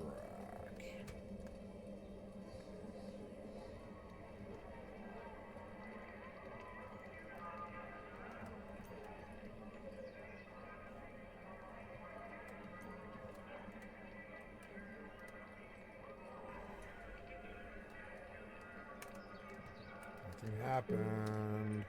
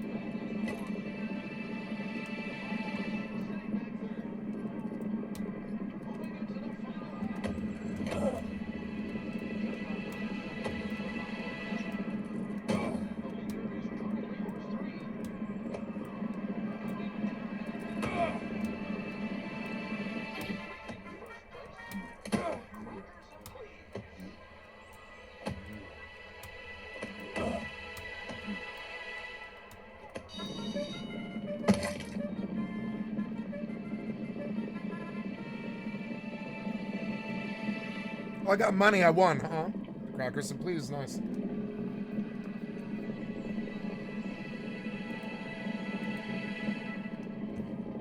Horse 5 holding on to third. Horse 5. Back and forth, it's the 3. They're halfway. Come on, horse 5. Pull ahead. There it is. Come on, horse 5. Here's the 5 holding second. Come on, 5. Oh. Come on, 5. Pull ahead. Pull ahead. Beat number 1. Come on, 5. Fall behind. Fall behind. You can't stay up there forever. Come on. Pull ahead. Pull ahead. Pull ahead. Come on. Photo finish. Photo finish. I lost. God damn it. First place. Some are just No, wait, I won. I'm sorry, I won. Nice, I'm up big. I won both my races. Nice. 2-horse win. Bouncy blessed. 2-horse wins. Wow. Up is the 5. The 1-horse finishes third. Now I'm gonna stop while I'm ahead, and I'm gonna cash out 80 or 100K, and I'm gonna leave myself 80. Right to the horses, and I slaughtered it. Yeah, and a smart man leaves when he's ahead. Where's the exit?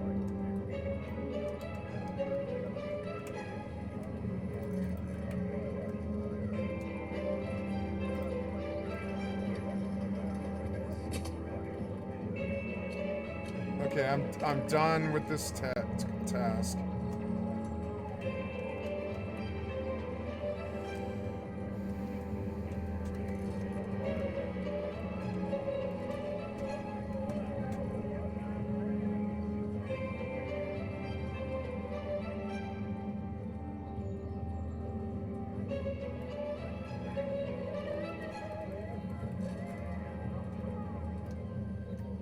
Good to have it back.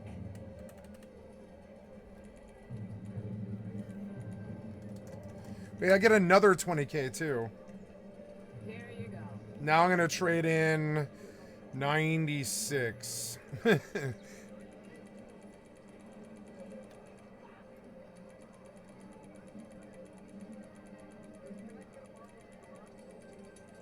your time.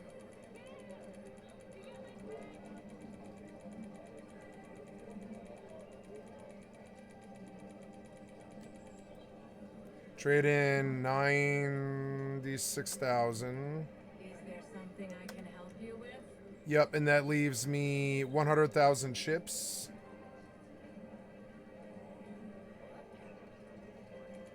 Yeah. Yep. And I'm at 251K, and I have 22,000 to turn in. So now we teleport to offline bunker. Like Fallout 76. Okay, hey, we're at the town. I'll get Theron's, but I'll stay here for months, but it seems unfair. Oh, I wanted to check my alt to see if these same abilities are just back in Fab, because I'll just spend my Theron's if that's the case. So, I want to log. Yeah, I've got excess Dune bugger part or Dune parts in organization. Yep. I don't know why I'm not. I wasn't. Anyways, click to enter. I can get 115,000 selling stock to Los Santos.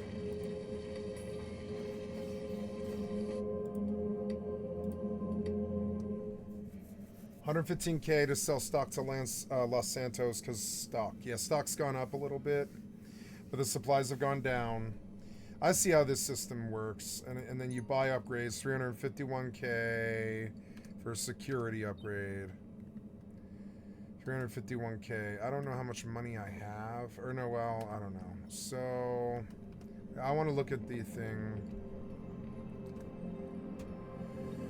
I am here looking at the soldier thingy. Thwart, hilt strike, split, hack, underhew, cleave, severus, fracture. So, I'm going to come over to the hunting task.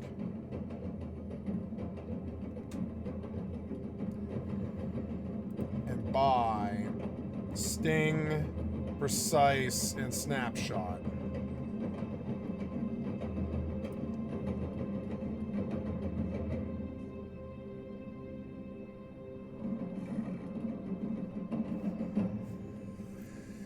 So I don't have to buy Sting or Precise Strikes. I can get that in Fab.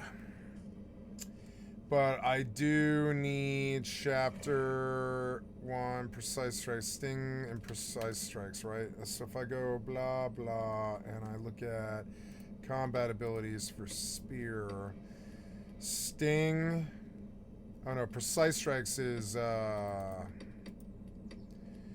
the dagger. So I can get Sting in Fab, but I got to get the other two in the other town. And that's a pain in the ass, but I guess they want you to live in some other town for some weeks, and I guess I do see that. I guess I get it. I get it. It's like very unreasonable, but yeah.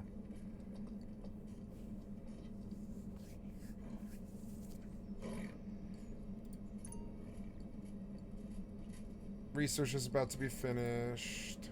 Weaponized Tampa, dual remote minigun, resupply. I can steal supplies, but no, I want to do a buggy run.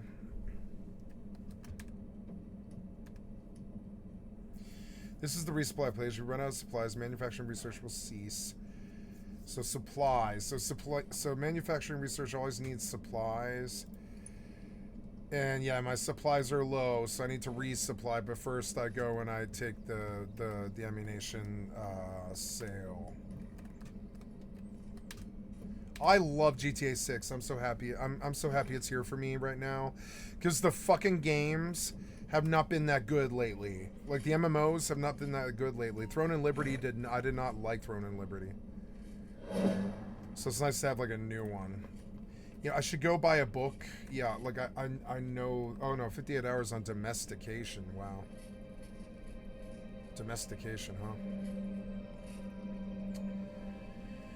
I learned domestication, which is good, so I can just like. Seems like an odd book to let sit there forever. My current skills are 30. Yeah, I've capped out this character too. Domestication, creature control, and taming. Let's lock domestication or whatever. No, that's a secondary. So yeah, just keep learning domestication. That's good. I didn't know domestication was a secondary. So yeah, so I guess I can get one of the abilities with Theron's here at Sting, Precise Strikes, and Snapshot.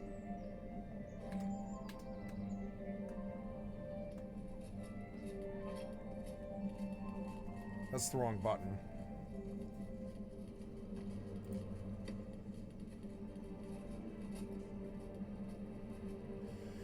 Ah, and I get snapshot here too, so I don't need to buy snapshot there. I can do it here. Snapshot and precise strikes and sting. Snapshot, precise strikes, and sting. So I have to get the other one. Snapshot, precise strikes, and sting. Snapshot, precise strikes, and sting. Snapshots, precise strikes, and sting. RTF, please. RTF file. What? Just a word.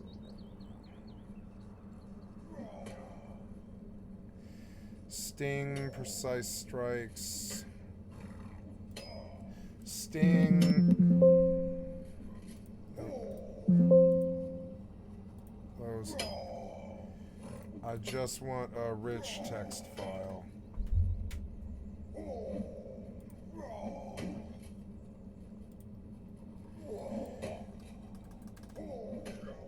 RTF. What?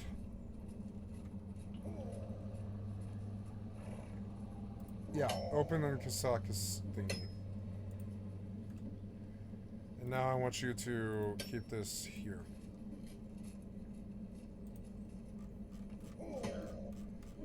This is crazy. None of it's there.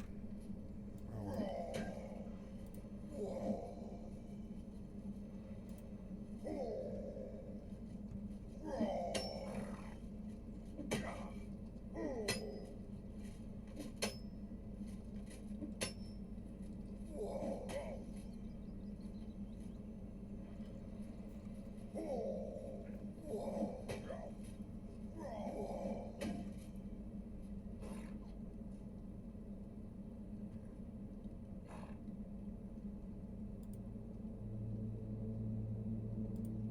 There.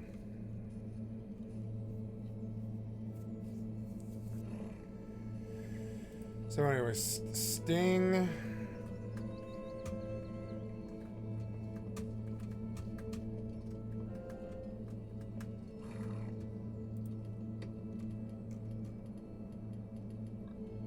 Swords, swords, axes, axes, axes, axes, axes, axes, hammers, pole axes, and brawling.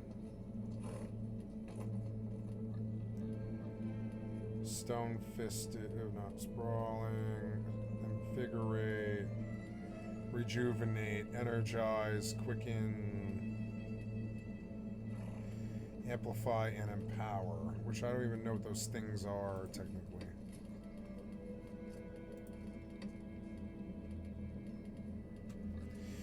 I kind of want to go unarmed now, because spear's annoying me, and I might actually drop out of spear, and I can just drop out of spear, there's nothing stopping me, and go unarmed so I don't have to pay for weapons all the fucking time.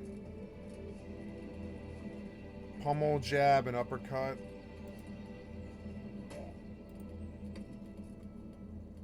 Pummel, jab, and uppercut. I wonder where I have to go for those, though. Oh, uppercut.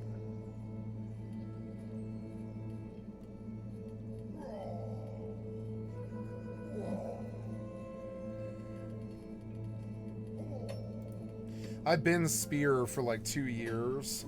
And it's a good weapon, it hurts. But it also is, I don't know.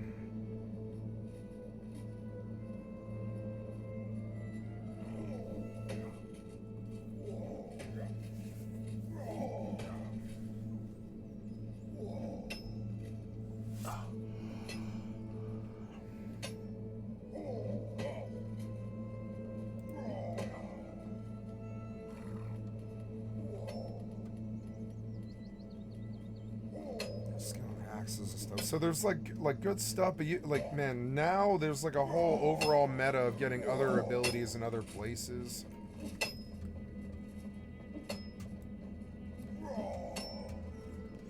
Okay, well, so let's record it again. It's sting, precise strikes, and snapshot. are the ones I don't have to buy. Sting, Precise Strikes, and Snapshot. Wait, Precise Strikes is like a dagger thing, so Precise Strikes I don't have to worry about. But Sting and Snapshot, and so are the two that I can buy in town. And then I guess I want to work on these ones in Bhakti. It'll take forever. In 10 minutes, I have to make a trip to the landfill with the truck because like our truck is full of stuff. Our pickup truck is full of trash for the landfill. So I'm gonna go drive it down to the landfill, and I'll be gone for a max of like maybe 2 hours, but I don't even think it's gonna be that long, like an hour. And I don't have to paint today, so.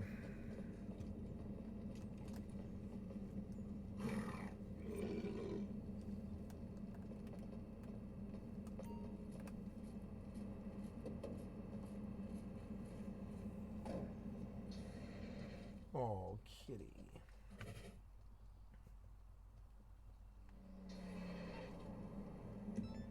Okay, you all set? Nothing like transporting a batch of arms across the most violent state in the country to give you that serotonin spike, right? You know...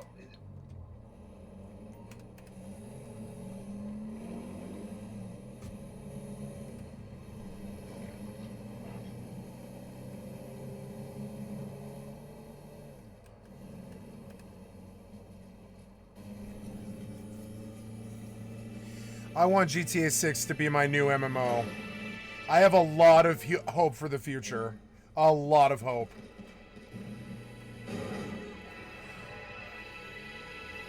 And I'll bang my head on Mortal in the meantime and get all the hard bullshit out of the way, and it'll take weeks and weeks and weeks and weeks. But I mean, yeah. Because I can play them at the same time. Look, I can play Mortal and GTA 6 at the same time. And I'm happier. Yeah, like I'm in, yeah, I'm doing level 4s on, no, don't quit, no. Wait.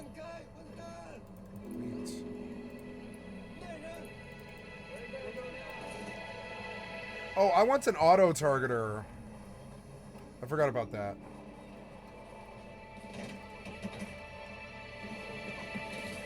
Fucking dicks.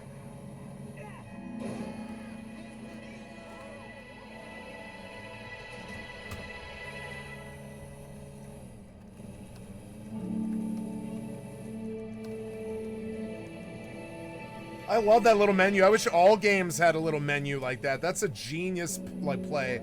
I swear to God, that is like the biggest MMO innovation I have ever seen in the last 10 years, is that little menu that just lets you do all the overall bullshit that you shouldn't have to go back to town for every single time that you need, like health, armor, like summoning your mounts, stuff like that. Like that menu is actually really, really, really like truly elevated above what most MMOs do for quality of life these days. I actually really like it. You could heal while you're in the car, because I mean, why not? You would be able to heal while you were in the car. While you were driving, you could be fucking with a med kit in the car and tying up your wrists and stuff and being like, fuck, I got shot or whatever, right? But you could be, you know, you're disinfecting it and putting salve on it and then tying it up.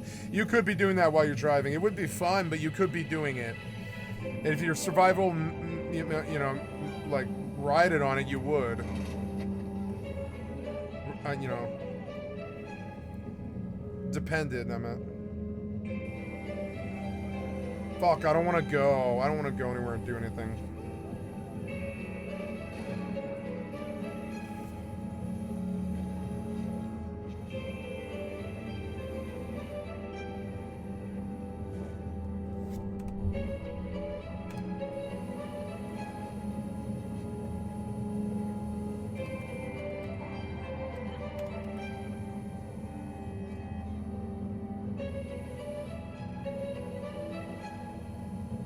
Those guys fall behind, it's funny.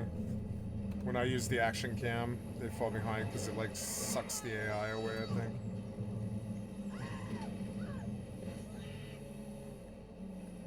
Oh yeah.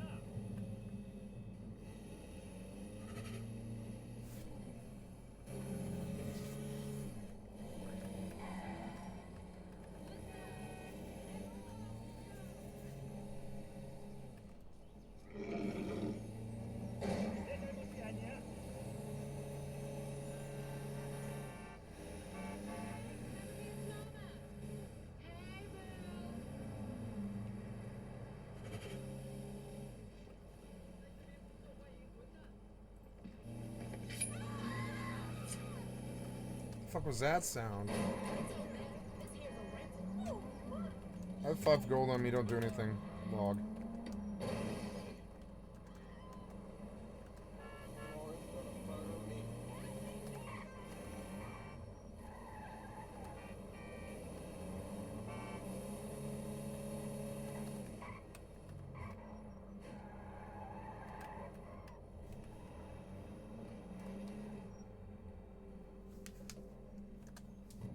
And I'll just sit in the GTA channel because it always has like pop. It always has pop.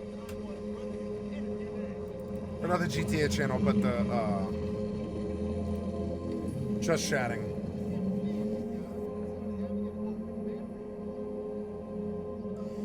GTA 5, Mortal, Eve, FFXI.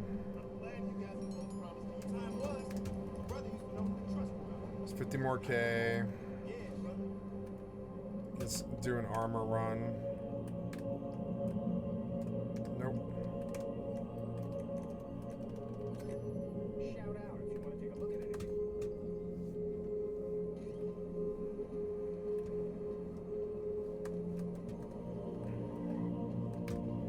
Teleport back to base.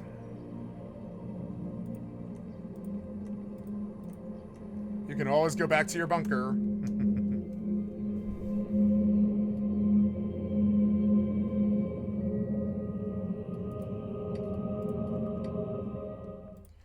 So Sting and Snapshot, which is a bow and a spear ability.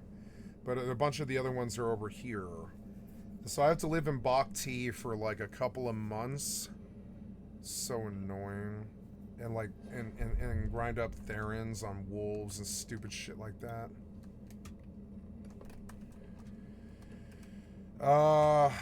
I don't know. I want the spear and bow abilities though. I think they might really improve the game, so whatever. But I am here to turn in soldier task.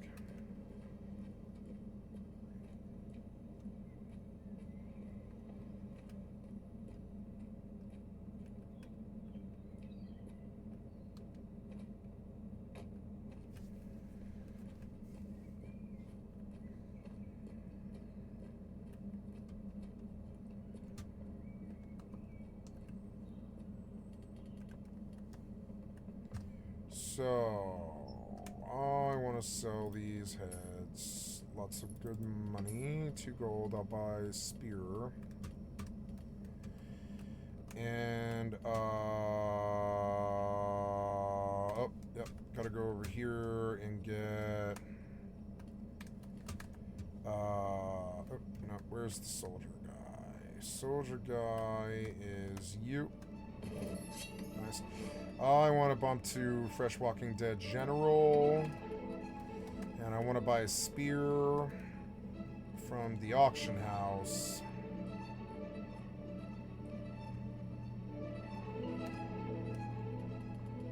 Melee. Spear. Latest first, lowest first. 58, 58, 45. I'll take it. Okay. Good. And the rest of this is spent on arrows. So I have to find the equipment, or whatever, yeah, like the equipment vendor. I am out of time, guys. I'm terribly sorry. I'm going to log here.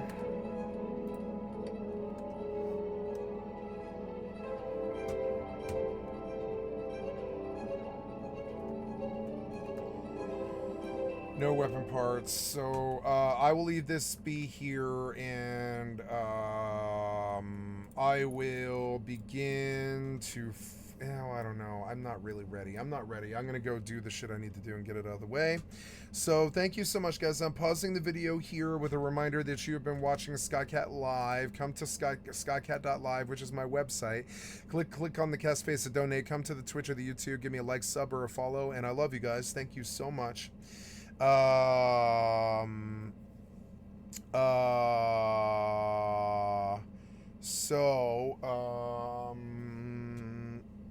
Yeah. And that's all I have for you. I will be back in less than 2 hours, and I will be back. Thank you so much. I'm going to pause.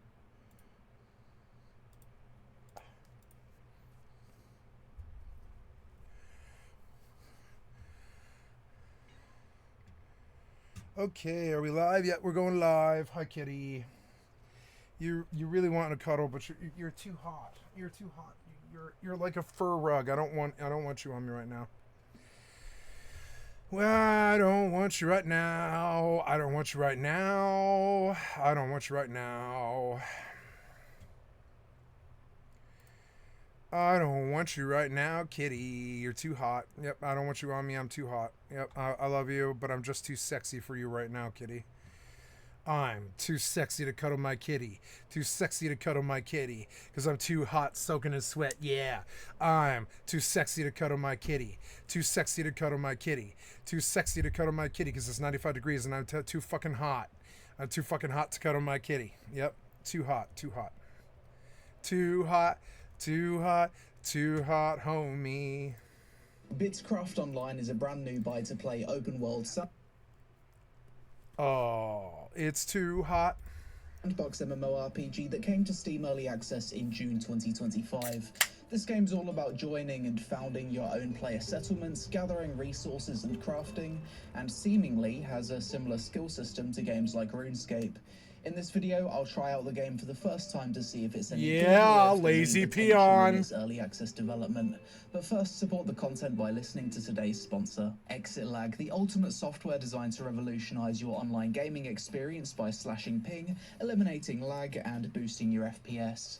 If you've ever been frustrated by high ping, annoying lag spikes, or sudden disconnection Nope, in your never. favorite online games, then you know how crucial a stable connection is. That's where Exitlag comes in. Available in That was mime 1. 190 countries with over 1,200 servers across 5 continents, ensuring you get the best possible connection no matter where you are or what game you're playing. Exitlag is a powerful optimization tool built with exclusive patented technologies. It features AI route optimization, which intelligently finds the fastest path for your game data, ensuring minimal delay. I'm lagging still.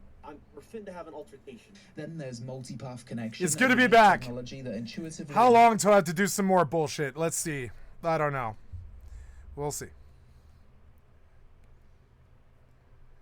Oh, I'm back. Look how beautiful I am. I've got a cat on me. I'm touching pussy.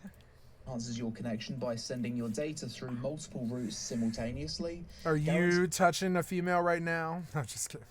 Stability even if one path experiences issues, and if you ever need kitty, to get your butt out of my fine-tune face. things, the diagnostic center gives you all the control you need, backed by a dedicated technical team. Just as proof that Exitlag legit works, here I am in WoW with Exitlag turned off. I get between 180 to 200 ms ping connecting to Europe from Thailand. Kitty, you're I too enabled hot to be on me Exitlag, right now. and Get as off you me. can see, it goes down to 163 ms. Right now, Exitlag has an amazing special offer. You can get a full year for half the price. This exclusive deal applies to new annual subscriptions for solo, duo, and squad plans. Just make sure to use your coupon code at the checkout to activate your 50% discount. Don't let lag hold you back. Click the link in the description to subscribe to Exitlag's annual plan with 50% off and transform your gaming experience today. Bitscraft Online, brand new MMORPG, just came to early access. I've heard some good things about this one, so let's jump in and see if it's any good. Please be good. 2025 Please be good. Rough year for MMOs. Stupid TV, be more funny. Please be good. Please be good, game. Please be good. I know it's piece of shit software developers who fucking suck dick and fail all day at their tortuously negligent jobs. But we can pray that this one game out of the 30,000 that they release every year is fucking good. Please be good. Please be good. So far. I'm not expecting much. It's like the television. I'm not expecting much. It's television. It's video games. It's run by piece of shit, white, privileged, cocksucker developers. So, of course, they ran television and software into the goddamn ground. Just like Hollywood. But it'd be nice to be pleasantly surprised for once. It'd be nice to be pleasantly surprised for once. But no. We can see that you use the same UI as Genshin Impact. we can see that this probably just isn't too good. Okay. You can see from the look on his face, he's like, please. It'd be Please be good. Please be good. I'm begging you to be good. It's not good, is it? This game isn't good, is it? Of course not. That's why he's like, to be pleasantly surprised. For is this game going to pleasantly surprise us unlike the other 17,000 games that didn't pleasantly surprise us? Probably. once. Okay. So Maybe. Probably. Probably. Welcome to Bitcraft. This game's probably so good. This is click to move. Oh man, if the RuneScape game wasn't even good, what are the chances this game could be good? Click to move. Oh no, nope. I don't know. Let's see what else he says, but nope, hard nope inside the first 5 seconds. Wasn't expecting that. No. Nope, like Trump, right? Trump saying no. Yeah, like I'm gonna Trump know this, right? Like, you know how Trump does. Trump saying no, right? No. And I No. keep saying no. No. No. No.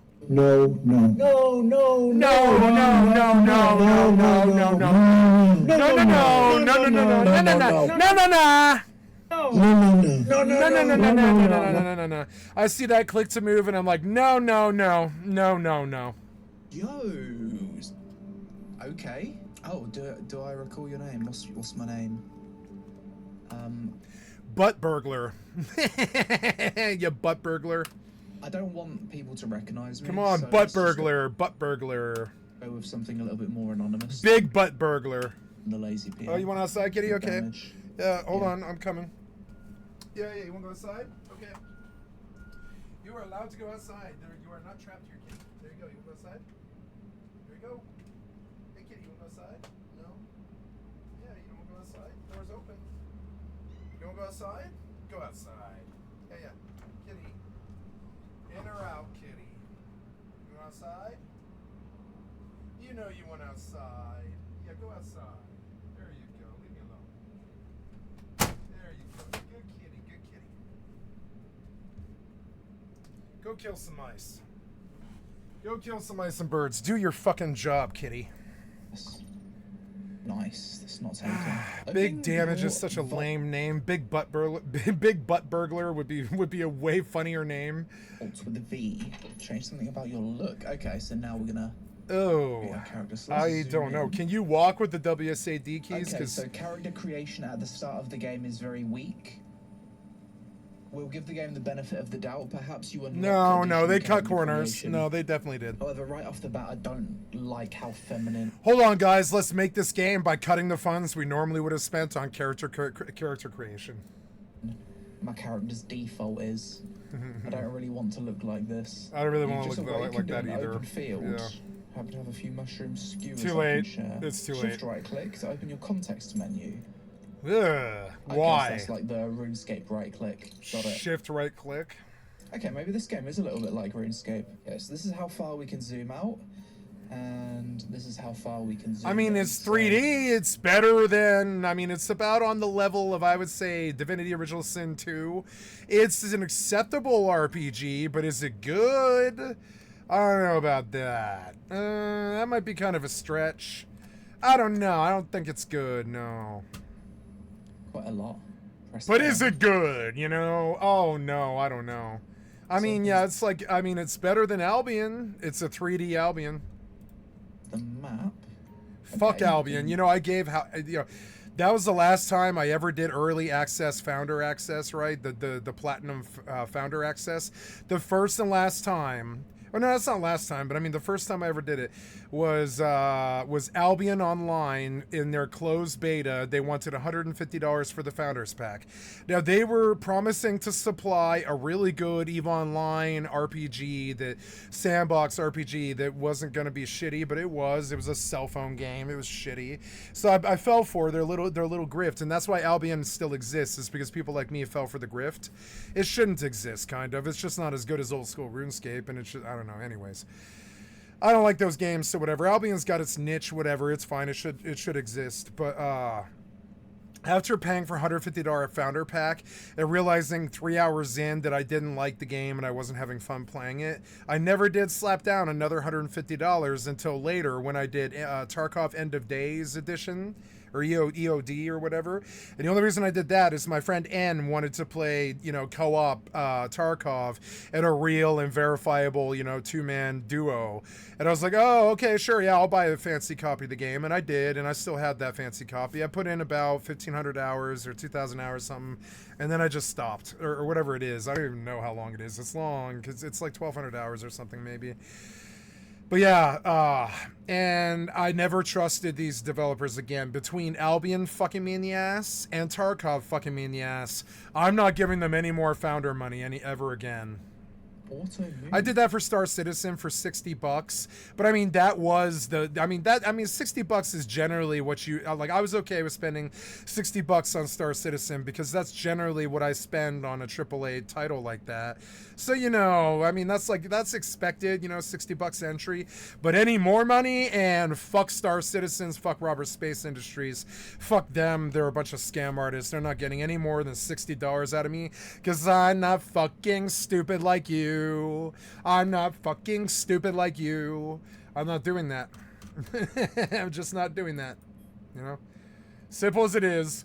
I'm just not doing that stupid shit. By picking a location. Dear God, why does the world need to be that big? Put it on the map and you'll just go there. Well, that's a satisfying. I like that. That's like Quinfall. I don't mind that, but it needs to have all the controls of a Quinfall. When you open the Quinfall lets you set a attack where your character walks to, like BDO, but it also lets you run around like it's a normal WoW game. Menus. With like the WS key. That. Yeah, that's quite a nice sound. I don't like the sound.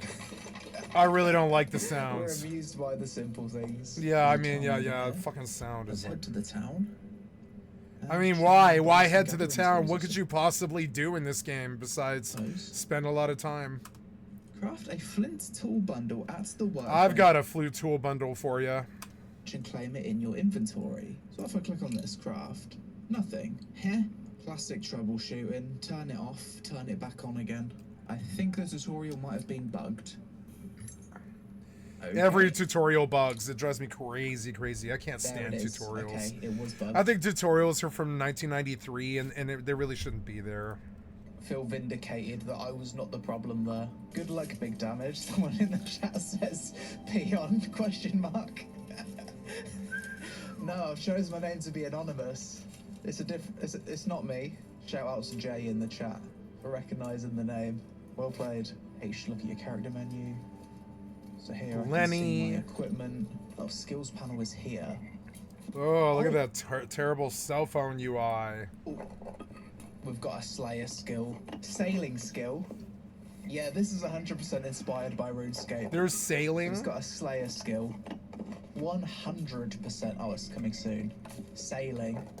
Coming soon. That's also coming soon in OSRS. Oh, there's a difference between That's also coming soon in OSRS. Skills and professions. So professions... I mean, I guess it's better than RuneScape.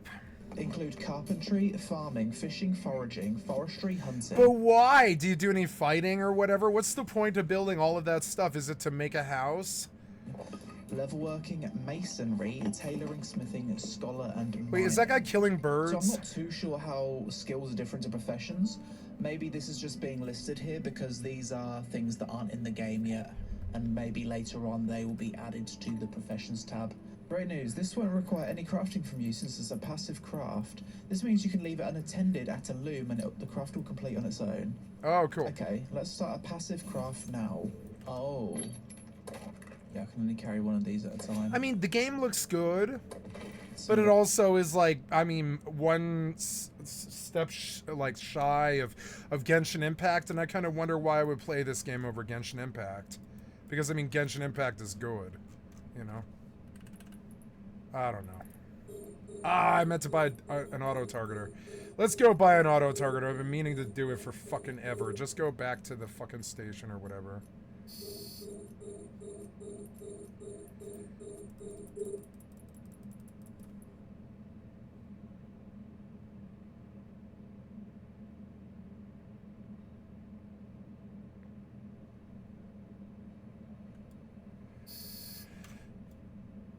Oh, did I leave my drones? Whatever, I don't care. I want to buy an auto-targeter. I'm fucking sick of targeting. Those things are just being dropped on the floor. Got it. GG. Targeting is garbage, and I'll give you a slot and lose damage just to be able to not do it. I fucking swear to God, I can't stand developers. I really don't like this damage control either. Like, I don't like that damage control, but I mean, I kind of probably need it for some of this, like, oncoming damage. Why aren't we docking? I told you to dock, damn it.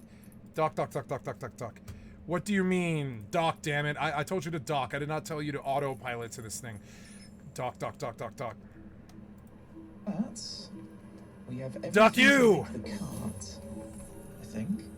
Craft a cart at the station. Oh, that's just a deed for a cart. Okay.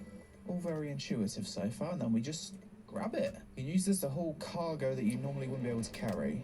Store it in the vault go. again. Mate, I want to go out and gather some wood. Test the cart.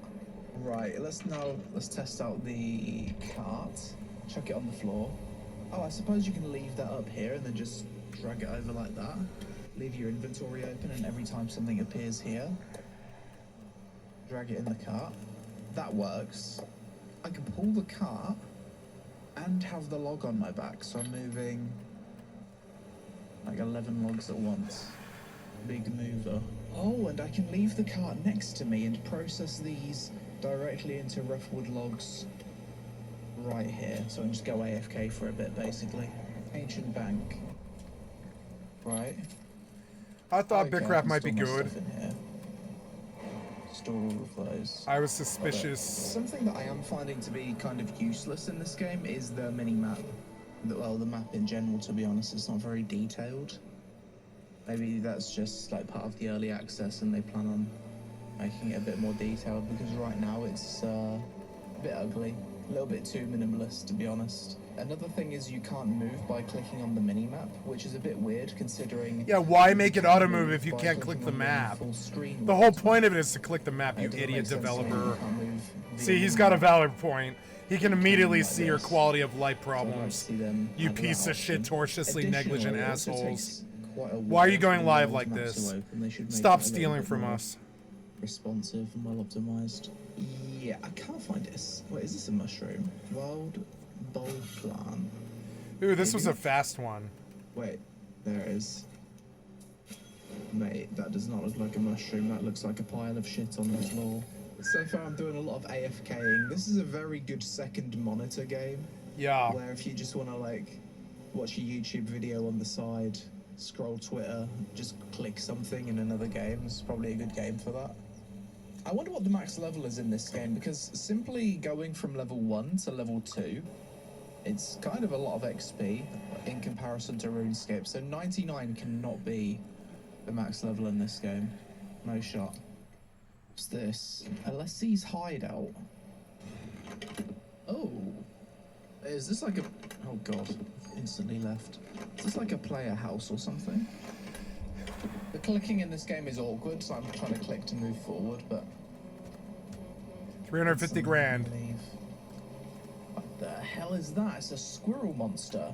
Alessi. Wait, maybe this isn't a player house. Bird riding training. 2,000 gold. Oh, so this is where I can learn to get a riding mount. Nice. 44 ore pieces, let's claim that. So what can I do with this now? That's also made it a lot smaller and fitting in my inventory rather than needing a cart to move it around. So I've got this, now what? Okay, I can then process this ore into concentrated ore, and from the concentrated ore I can combine it with a log to produce a molten ingot. I'm intrigued to get to the more active content, the hunting, the fighting. Craft ourselves some armor first. Process the rough raw pelt into clean The pelt. crafting's better than most of these piece of shit games. Go. And now I can finally tan this pelt. I don't see how this is better than Pow World. Surely with that, I'll be able to craft some... I've never even bought Pow World. So that's another thing that's going to take 5 minutes and, like, passively process. Back to the smithing station. Ingots. Craft 20. 2,000. That's gonna take me fucking ages. I might as well go eat some dinner or something while this is processing. That's a lot of AFK, man. There it is. 20 ingots. Now, yes, we can craft armor. Fantastic. And we can also craft better gathering tools by the looks of it. It's gonna need a bunch of other shit though. Oh my god. I don't like that there's a 5-second delay to collect your cart to the vault. I just think that's completely unnecessary and it just slows everything down. It's interesting to craft just one simple armor piece. It makes use of basically every crafting station and every type of gathering. I've used the farming stations, I've used the hunter station, the tailor, as well as the blacksmith. And each time you go to one of those stations, you've got a fairly lengthy AFK time. I'd say, like, remove this. Remove the whole cart recovery 30 seconds. There's no need for it. It doesn't make the game better. It just makes the game a bit more tedious. You're already waiting around constantly. It's gonna be like a fucking 10-day craft for this armor piece at this rate when I eventually get to it. Quick look at the skills. Fuck, I think I lost another mobile tractor unit, which is so masonry. stupid. And are these? We can make the chest piece. 2 cloth, brother. I'm gonna need to go make some more cloth after this. The amount of effort I've gone through to make this tier 1 plate armor. Oh my god. There it is. Finally. Looking like a champion. Great, you're ready to take on the world. Mate, that literally took me 2 hours to craft that. Metal armor provides combat bonuses, leather armor provides mastered arms sold. movement bonuses, and cloth armor provides crafting bonuses. Oh, that's cool. So that gives you a reason to craft each of the different set types. I actually like that. I just kind of assumed that cloth would be magic, leather would be ranged. But no, like plate is straight up combat, that's what I wanted. Cool. Nice. Oh my god. Well, it's taken about 2.5 hours, but I finally have a full set of equipment. And this fucking Wisp. Wow, all is my already stuff telling me sold, to take like it to all of tier it. 2. Wisp, shut the fuck up. Let me enjoy my new craft. Okay, it has taken me a very long time, but I've finally gathered up all of the materials to be able to make a full set of the cloth and leather gear. So let's set to it. Quick look at the skills: 11 tailoring, 11 smithing, almost 10 level working. Multiple skills above level 10 now, which means I can press Y and claim some titles. Beginner smith, beginner tailor, and beginner farmer. And with that, I have finally crafted a full set of cloth gear. How does it look? So this increases my max stamina, crafting speed, and building speed. I look like such a peasant, but that's doubled my stamina pool. So now I can AFK for twice the amount of time. Probably AFK for well over 5 minutes now. And there's the full set of leather. How does that look? Basically the same as the cloth, but more brown. I completely forgot to upgrade my tools and weapons. Oh my god. Yeah, I And know, it's so important tedious. to upgrade your tools because you need the tier 1 tool to gather tier 2 resources. Fuck me. Another 10-minute AFK for rope. Okay, got my new sword. I wonder if this game would instantly be more fun if there was less of an arbitrary crafting time. Because it is very long. We have the upgraded pickaxe, the upgraded woodcutting axe. And now I'm finally ready to go on an adventure. Hours and hours of gathering and crafting, and now I'm finally gonna like go out and try and do some Slayer, hunt some monsters. Slayer, he wants me to fight some jackals. Let's go look for some jackals then.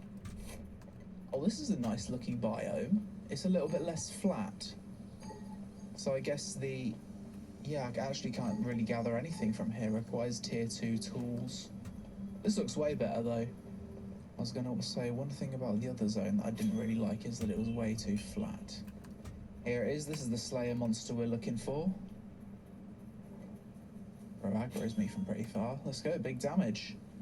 Oh shit, I'm not in my soldier's clothes. He's kicking my outrun. Right, now can we kill the jackal? Surely.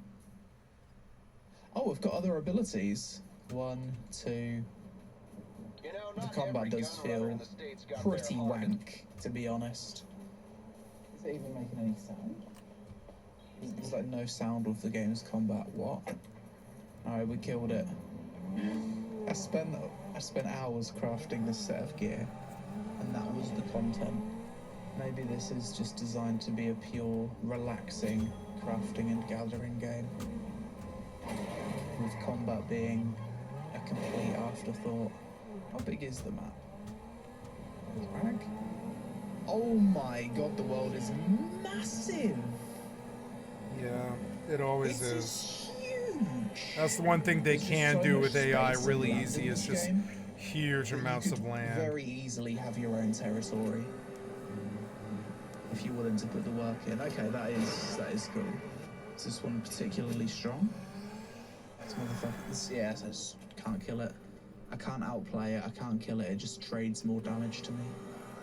So I've arrived at the temple that the Whispers sent me to. Fuck me, the game's performing like shite. Right click on this. So we extract the energy, we've got a charge automata heart now. And we can equip it. That gives me more health and stamina. Nice. This is why click to move doesn't work with this game. Like sometimes you'll click to move, like here for example, this way, and you'll accidentally click on the structure and it'll just walk you inside. It just feels really bad. There's no reason for this to be a click to move game. Absolutely no reason. No reason. The map is one of the most laggy maps. Click to move is a gaming. fucking deal breaker. Fucking deal Yeah. breaker. I like being able to click to move somewhere on the map. That's it. That's the only click to move that I want. Map click to move. Again to this one. If I want to slow-mo travel while I eat or something, I'll click on the map. Otherwise, no click to move. Fuck Diablo. Fuck Diablo. Fuck click to move. So now I'm moving. I love Diablo, but I stopped playing it after 3 because I know click to move sucks dick. I don't really think it's skill-based. I think it's a purview of bads. I don't think I'm going to be able to gather any of the tier 2 resources because you're hard gated by like a level requirement. The GPS had me go into oncoming traffic, but I don't mind it. It was faster. Just for the sake of XP. It was faster. I don't know what level I need to cut tier 2 things, but I find it odd that crafting a full set of tier 1 tools doesn't give you the necessary XP required to then go to tier 2. But yeah, we're at the point where I don't really want to play anymore. To even progress, even though I'm 10 hours deep, I need to like double the level of my gathering skills to even get to the next tier. It's taken me 10 hours to get full tier 1. So after checking out Bigcraft online for around 12 hours or so, my first impressions of the game so far are as follows. Things I liked: it's got relaxing ASMR ambience and the sound effects when opening menus are really satisfying. It's a good number go up second monitor game, and the world is massive and there should be more than enough space for large numbers of players to have their own settlements. Things I disliked: opening the world's map lags the game very hard. The combat is straight F tier. The controls feel really jank. There's no option to control your character with WASD. Progression is entirely predictable and you're just going through the motions. Progress through each tier in a linear fashion. With each tier you need to craft 3 sets of gear and upgrade all of your tools to interact with the next tier. Bland-looking characters with 0 personality. Crafting stations don't pull mats from your storage, which makes crafting feel more tedious than it needs to be. Because the developers are brain dead, suck my dick, or it's just too much work. One or the other. You don't really see any aspirational content or reason to keep playing. There's seemingly nothing on the horizon to work towards. Yeah, like what? Yeah, like I asked, for what? Why would you do all that work? Yeah. Like Rust. Why would I do all that work in Rust if you're just gonna delete it? To look forward to. Overall, on the surface, Bitcraft seems like a chill, number-go-up AFK game that you can play on the second monitor, but very quickly the progression becomes predictable, and as soon as you interact with the game's awful combat system or go out exploring, you ask yourself, what's the point? What am I working towards? I think the game needs to improve the combat and add content that answers those questions, because as much as I'm generally in favour of games that take inspiration from RuneScape, these games can be complete failures when they don't have any aspirational content, or they're designed to be too formulaic. In its current state, Bitcraft gave me the same apathy towards progression as Brighter Shores did back at launch. Still, the game has just arrived to Steam Early Access, so maybe they can turn things around with future updates. But that's it for this video. As always, let me know your thoughts on Bitcraft Online in the comments below if you've had the chance to play it. What did you like and dislike about this new MMO so far? If you enjoyed the vid, then help us out with a like for the algorithm. Social media on screen. Thanks for watching, and I'll see you in the next one. That's what I'm saying. Exactly. I'm not saying she's AOCIA or anything like that. This is someone who is refusing to read the room. And the irony here is that AOC is supposed to be a leader in the Democratic Party, a progressive voice in the Democratic Party. What are you doing?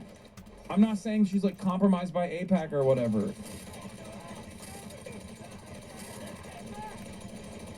Is she lying on social media about her vote on Green's Israel funding amendment? She said she voted yes, but the record shows she voted no. I don't know what, how she's tried to defend herself on this, but it's an indefensible proposition for someone like AOC.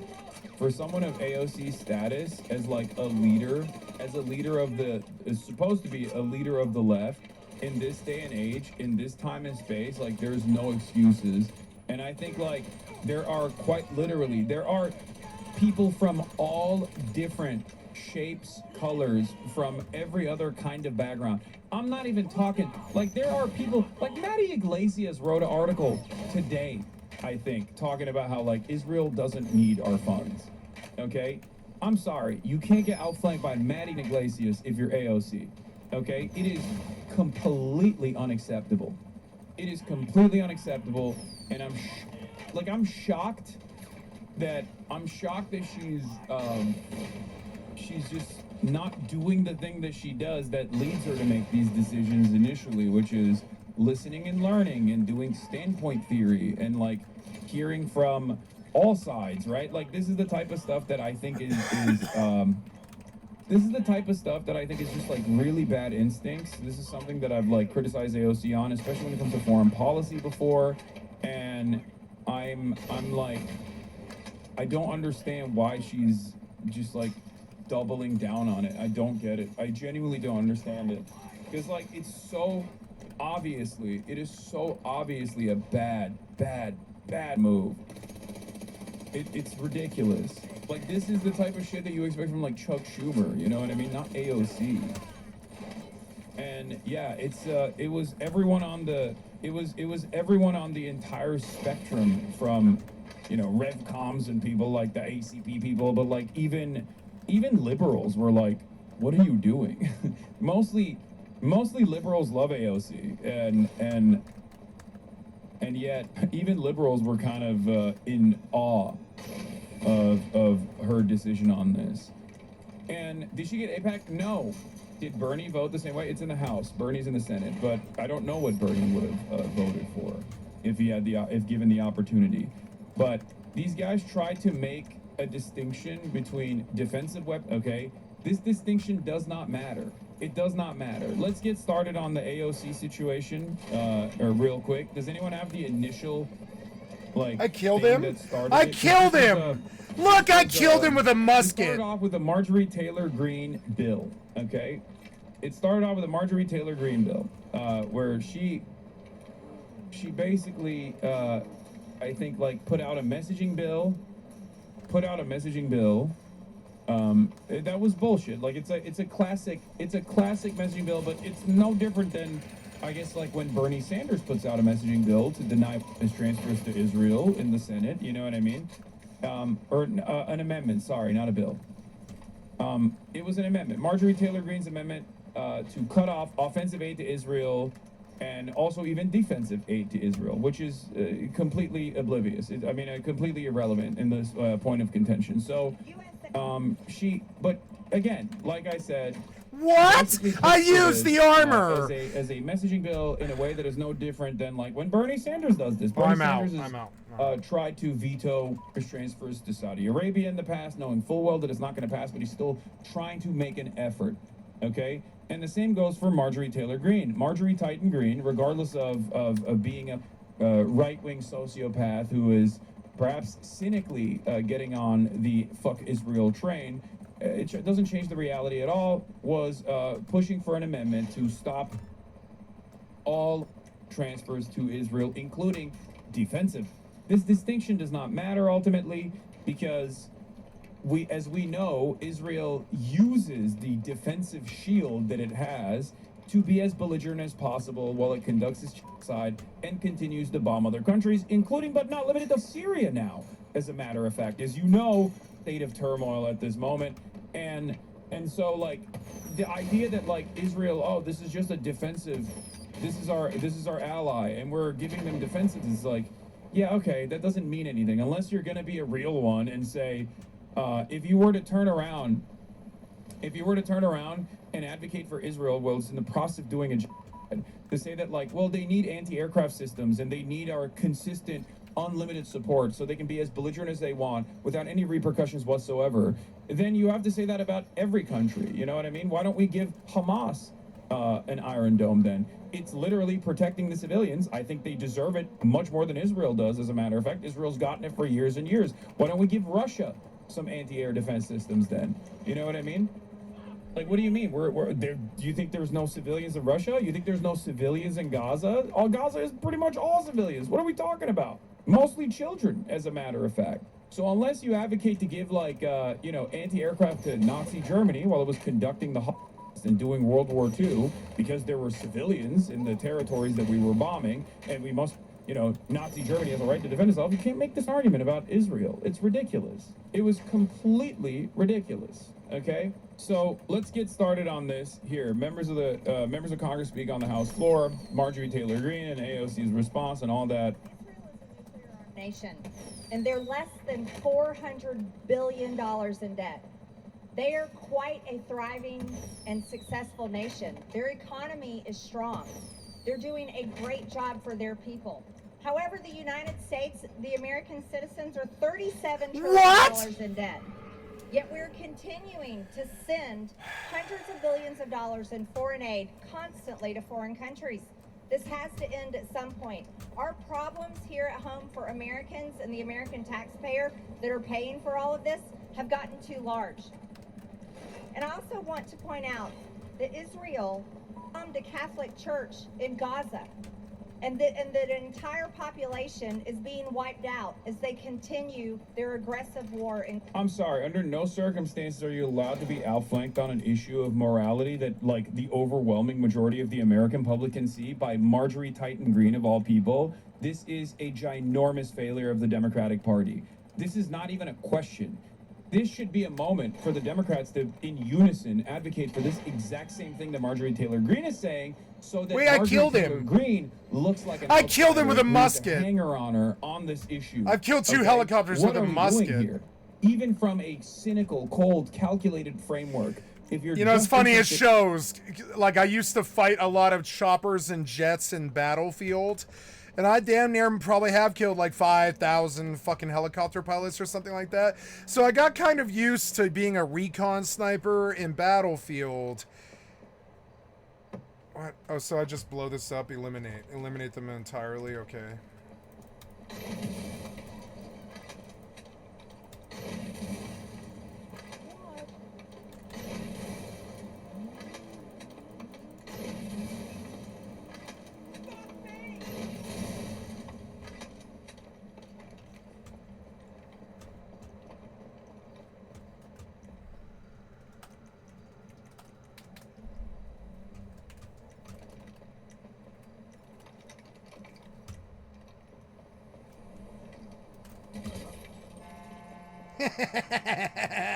Getting good at those fucking. I want to get good at those flick shots at the driver and try to kill drivers. You know. Like get good at killing Grand Theft Auto kids and their fucking as they drive cars and stuff like this. I love that sound because it means you got a headshot. I killed him. I didn't mean to kill him, but I did kill him.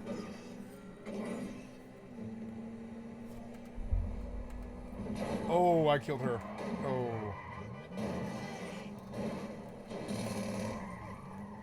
Fucking annoying. It's like an MMO. I call all and I tell them to return. Yep. This is it, huh? 15 minutes. Okay, let's do it. In the politics of it all, if you're just interested in winning, okay, the idea that you would allow someone like this psychopath to actually be the voice of moral clarity in American Congress is insane to me, okay? Obviously, we make different calculations here. We obviously consider this from the perspective of the humanity of the Palestinians that are being ruthlessly slaughtered here, okay, by the apartheid state of Israel. It's completely unacceptable. It is completely inappropriate. It is such a disastrous failure of epic proportions that the Democrats are allowing the Marjorie Taylor Greens of the world and the Tucker Carlsons of the world to basically be the thought leaders on an issue that 80% of the public is on board with, okay? This is ridiculous. This is completely ridiculous. That's it. The Diddy-crats have did it again. Okay? The Diddy-crats, the Diddy-crats. It would be like if the Democrats were looking at the Epstein file saga and turning around and being like, let's not release them actually. Trump is good on this issue, okay? It would be like that. You know, you have broad, unified support for serving justice to those who were involved with Jeffrey Epstein. And if the Democrats were just like coming out and being like, actually, nothing to see here, haha, don't even do it, don't even look at it. Look the other way, please. It blows my mind how bad the Democratic Party is. Oh my God. Not gonna lie, thought you would defend her. What are you talking about? There have been plenty of instances where I've actually criticized AOC, specifically on this stuff. I am a fair assessor, okay?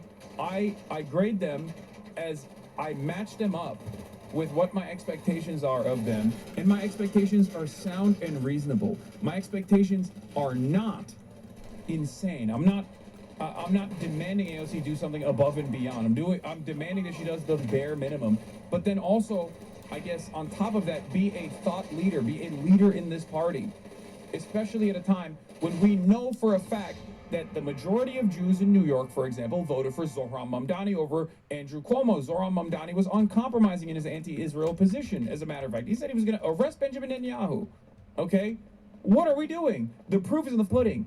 At this point, any politician that has their ear to the ground, that refuses to recognize how much this calculation has changed, is not doing it because they're oblivious. They're doing it because they want the conversation to shift. They are trying to lead people back into a pro-Israel position. That's it. That's it. Gaza. Now, we are heartfelt about the October 7th tragedy, that when people were killed, innocent people were killed. However, at some point, the United States needs to recognize that Israel is a strong country. They are nuclear armed, and they are capable of defeating their own enemies. It's right to stop funding this. It is unexpected, I will say. It is unexpected. I know everyone will say, AOC, I told you so, AOCIA, blah, blah, blah, blah, blah. Listen to me, okay?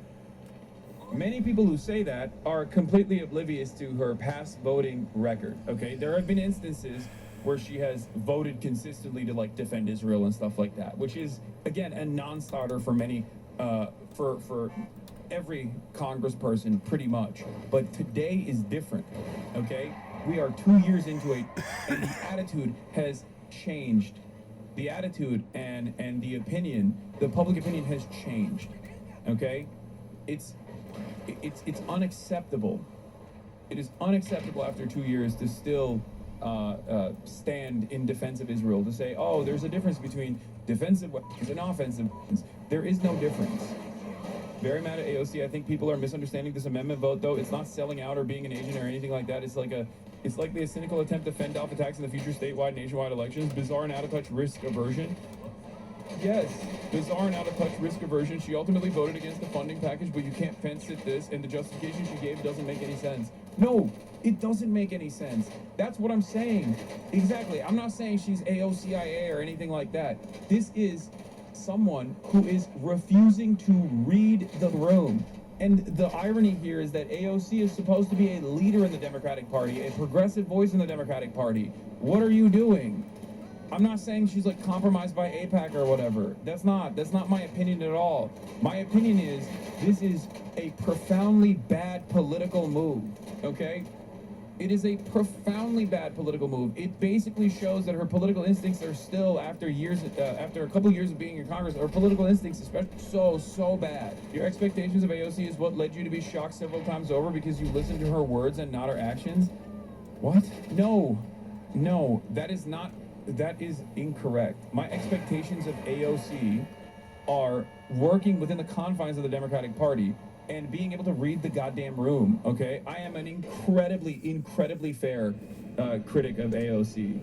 You guys, oftentimes, like you did with the Zoran endorsement, will go along with these narratives that, like, she is, CIA compromise, all this shit, okay? That's not the case. It's something worse than that. Ironically enough, it's silly. Let's see what Felix had to say. Well done. Truly and shockingly stupid. Beyond the nonsensical distinction between defensive and offensive weaponry, the state of constant warfare with neighboring countries and putting us in so many self-defense situations. Why is the one country entitled to free refills? It's insane. You think it was the Bill of Rights. Israel has enough resources at its disposal for universal health care, a relatively gigantic military, and the Haredi Dole program. Do they just deserve free interceptor missiles more than other countries? I don't even think this is cynicism. AOC isn't a cynic. Just stupid. A true cynic seeking to become the standard bearer of the electoral left would at least recognize the moment they're in. This is just pure idiocy and cowardice. That's what I mean. This is just a bad political decision for someone who wants to run for president. It is a bad political decision. It is the expectation. This is the expectation you would have. A bad political decision such as this one is supposed to come from the likes of Kamala Harris. It's not supposed to come from someone like AOC. Okay? It's just an incredibly bad political decision. I think she's 100% running for president in 2028 and thinks AOC doesn't even support defensive weapons. It's just too much heat and impossible to explain to ADL fed reporters, so is vibing through it, despite it making no sense. This, of course, doesn't justify the defense, but it's my read. Yeah, that's quite likely. But I think she's also such an article head that she's afraid of legitimizing MTG by voting on this. I think that Felix's assessment on this is entirely correct. She doesn't want to look like she's aligned with Marjorie Taylor Greene under any circumstance whatsoever. And she is way too beholden to, like, the old school woke, the old school woke people that work in these campaigns, that woke as a pejorative, like, I mean, like rad libs, you know what I mean? People that are like, why would you go on the Joe Rogan Experience type people? Which like is me. Like, you need to be a shark. You need to be a shark. You need to be vicious. None of that stuff works anymore. We're in the post-Trump era. Okay? That's it. With the rad libs. Who gives a shit? It does not make any sense whatsoever. Anyway, so initially she said, where was it? Initially she said something along the lines of like, Marjorie Taylor Greene's amendment does nothing to cut off offensive aid to Israel nor end the flow of U.S. munitions being used in Gaza. Of course I voted against it. What it does do is cut off defensive Iron Dome capabilities while allowing the actual bombs killing Palestinians to continue. I have long stated that I do not believe that adding the death count of the innocent victims of the war is constructive to its end. That is a simple and clear difference of opinion that has long been established. This is a bullshit, an incredibly cowardly way to defend this decision, by the way. It would have been better off if she just said, like, I don't like Marjorie Taylor Greene and it's a cynical messaging bill or something. Even then it would have been cowardly for her to not vote for it. But it is ridiculous to say, oh, it's defensive weapons. What do you mean defensive weapons? Who gives a shit? What are we talking about? Everyone at this point, especially someone like AOC, should be aware that Israel gets to literally do as much violence as possible because they know full well that we're always going to be footing the bill on the defensive side. okay? It's not about like letting Israeli civilians die. This is not the case, okay? The point is, if Israel feels like they are left unguarded, okay, or if they feel the pressure from BDS, for example, boycott, divestments, and sanctions on the state of Israel, then they will stop doing genocide. That's the whole point. It is the least violent means of stopping Israel. It is ridiculous. No one is saying like, oh, blow up Israeli civilians, please. That's stupid. That's not the argument here. The argument is Israel will stand down if we stop giving them weapons, defensive weapons and offensive weapons, just all weapons. And it's ridiculous because no one would make the argument, yeah, look, we were only selling Germany anti-aircraft ammo. It was just defensive weapons. It would be ridiculous. That would be a ridiculous argument.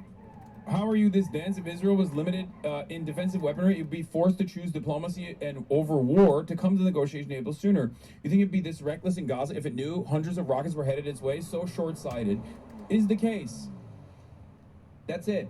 Like, this argument is not a real argument at all. This argument is an argument that you take if you are still trying to exist in the old world, okay? Yeah. In the old way of politics. This is pre-October 7 politics. This is Bernie Sanders pre-October 7 being like, well, you know, Israel has a right to defend itself. It's done. That's over. It's especially over for you. This position maybe is not over for like a Kamala Harris, but for you, you're supposed to be the room reader. You're not supposed to be tone deaf. You're not supposed to be tone deaf to the cries of the Palestinians. So I think it's just Voodoo bad Ranger. politics. It is such bad politics. And then to make matters worse, she's also doubling, tripling, quintupling down on like attacking the left, which is only going to draw more enmity. From me, yeah. It's not even a good issue to criticize the left on. Nope. Because this is the one time when like liberals are on board with this. You know what I mean? This isn't like oh, why aren't you advocating for seizing the means of production and or why aren't you advocating to like do military intervention in Israel or something? You know what I mean? Like, that's not like the expectation here is for you, knowing full well that this bill is not even gonna, this amendment is not gonna pass, still as a strong advocate for human rights to turn around and say, I don't like Marjorie Taylor Greene, but I think that on this issue we have to cut off weapons. That's it. Defensive, offensive, doesn't matter. All aid. That's what sanctions are. What are we doing? We're supposed to be advocates for boycotting and we are supposed to be advocates for boycotting the state of Israel, for demanding sanctions to the state of Israel, for demanding divestment from the state of Israel. This is a part of that process. If you can't even do that, then what the f are we doing? I'm sorry, guys. This is completely ridiculous. This is way past my red line, especially for someone like AOC, way past my red line. And the reason for why I said this, and I'm just some random commentator, okay? Who am I, right? I'm just some dumbass.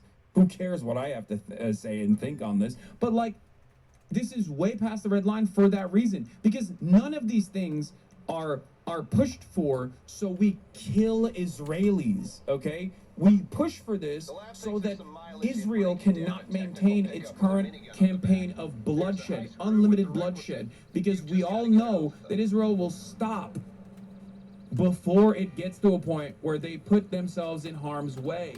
And it does not, like, this is bad policy, it's immoral, it's morally repugnant policy, okay?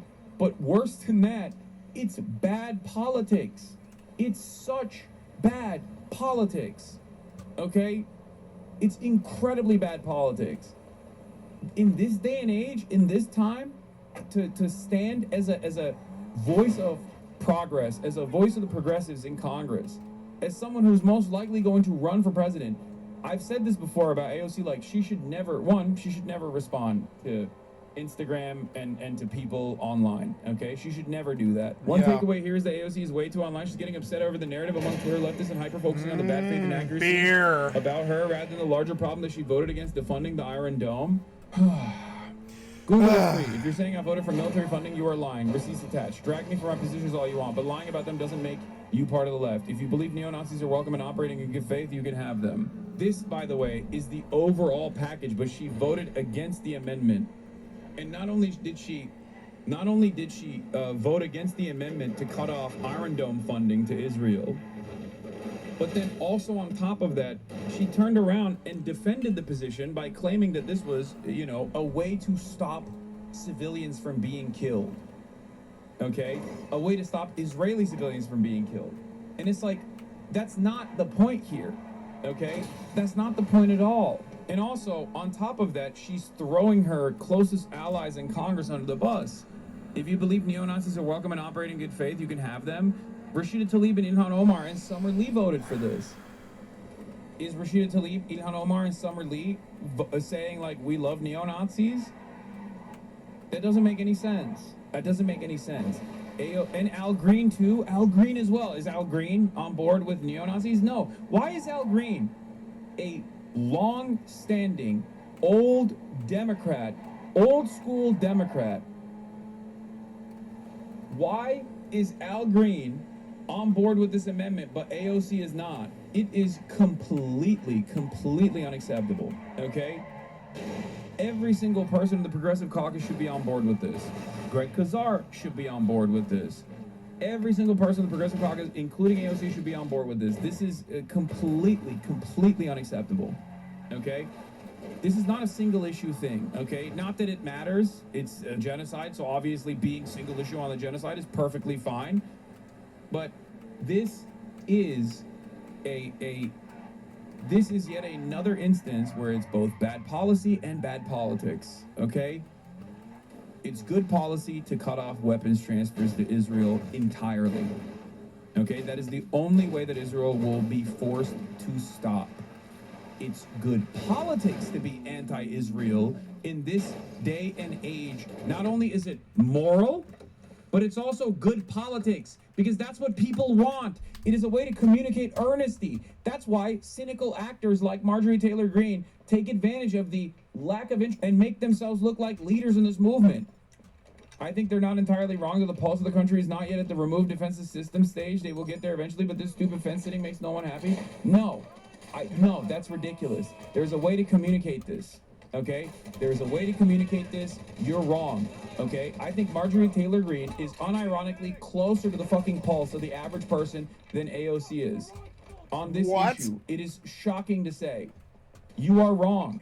Americans don't want fucking any aid going to Israel. What are we talking about? It's gone. It's done. Anyone that doesn't read the writing on the wall here is basically still operating on the old guard way of thinking, and you're exactly the same type of person who most likely looked at the Zoran stuff and was like, well, Zoran has to take a wishy-washy position on Israel because he wants to win. He wants to win. It's like, no, that's different. That's a different time and place in politics. We have moved beyond. We are in an entirely different space. The zeitgeist has shifted. Think about how much even a little bit of hope, a crumb of hope, can change political discourse in this country. Post-Zoran, think about how every single person has recalculated. You got like the Andrew Schultzes of the world being like, the Democratic Socialists are the only America First party. Like, think about that. How did that happen?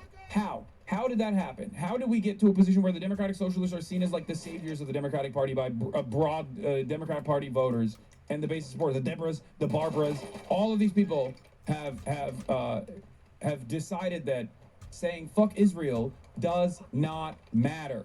And now MAGA is dominating the fuck Israel tip. It's crazy. With AOC's recent vote, this is worth consideration. Will clock the 2. Given AOC's most recent statements, I now fully believe Bernie Sanders and AOC purposely ducked the full interview they told us on they'd give him. I don't buy that they were running behind on schedule or whatever. I never did. I think they used him. Will clocked it 2. That situation was weird. I was willing to give the benefit of the doubt, but come on, this is no shade to Hassan, and I could be wrong. But my instinct from that whole interaction was that they used him for his audience and never planned on giving him the push, giving him time to push him on anything. I don't think that's the case. But I mean, look, it's, you know, I haven't had them on since then, so who knows? No, they had a speech. I don't think it's the case for this particular situation. I will continue to try to have them on. Anyway, she bailed on you at the DNC. Don't fall for this shit. No, that's not the case. Yeah, Bernie's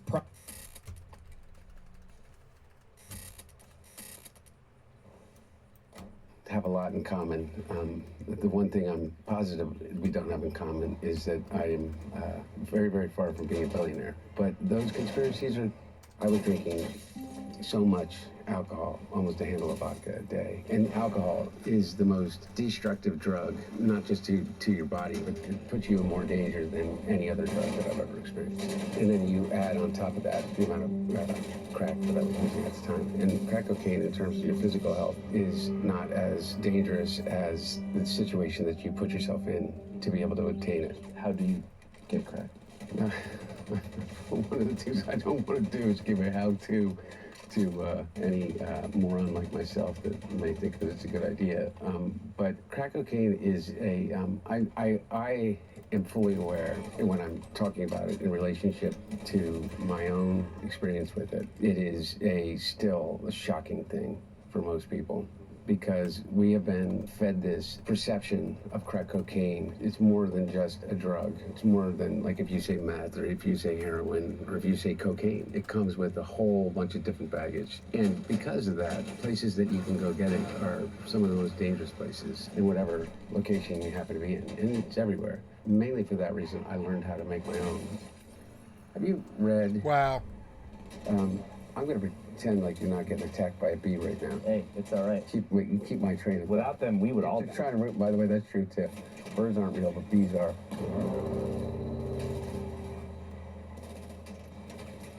Good morning, America and the world. My name is Andrew Callahan, the host and creator of Channel 5, the largest independent crowd-funded newsroom in the United States. The following interview is with Hunter Biden, the controversial, storied son of former President Joe Biden, who issued a full and unconditional pardon for Hunter during his final month in office, shortly after Hunter was found guilty of tax-related crimes and being an illegal drug user in possession of a firearm. Hunter has yet to speak to the media about this pardon and hasn't done a televised interview in years. In fact, aside from a very limited and controlled press run to promote his new book, Beautiful Things of 2021, Hunter hasn't given a single statement to the media, especially in regard to the laptop scandal that was a crucial component in the Stop the Steal movement back in 2020, wherein millions of Trump supporters alleged that Joe Biden was being controlled and manipulated by nefarious foreign actors who leveraged their business connections with Hunter to peddle influence in the White House. As I mentioned, this alleged intel connects to private messages and emails that were found on a laptop that Rudy Giuliani and his lawyer claim Hunter left in a computer repair shop in Delaware sometime in 2020, where after the laptop repairman, John Paul Mac Isaac, pictured here, essentially leaked its contents to the world. Along with evidence of alleged corruption, tax evasion, and influence peddling, what was also leaked from the laptop is nearly a decade of private photos of Hunter in the thralls of crack cocaine addiction. All right, in today's interview, we're going to discuss the laptop, the 2020 election, crack cocaine, and more, with an emphasis on recovery and away from gossip and family drama. And by the way, if you'd like to listen to or download an audio version of this interview, I've uploaded a crispy WAV file to the podcast feed of our long-form program, 5Cast, which is available now on Spotify, Apple Music, and Amazon. All right, let's get into it. Without further ado, ladies and gentlemen, Hunter Biden. All right, Mr. Biden, thank you so much for your time, man. I really appreciate it. How long has it been since you've done a formal sit-down interview? You know, it's been a while. It's been a long while. I had a conversation with Jamie Harrison, who's the former chair of the DNC. He's a great friend, loyal. And I was down in South Carolina for other things and kind of like family down there. So I sat down with him and talked about some stuff, but nothing like this. What made you feel like now's the time for a official, unedited long form?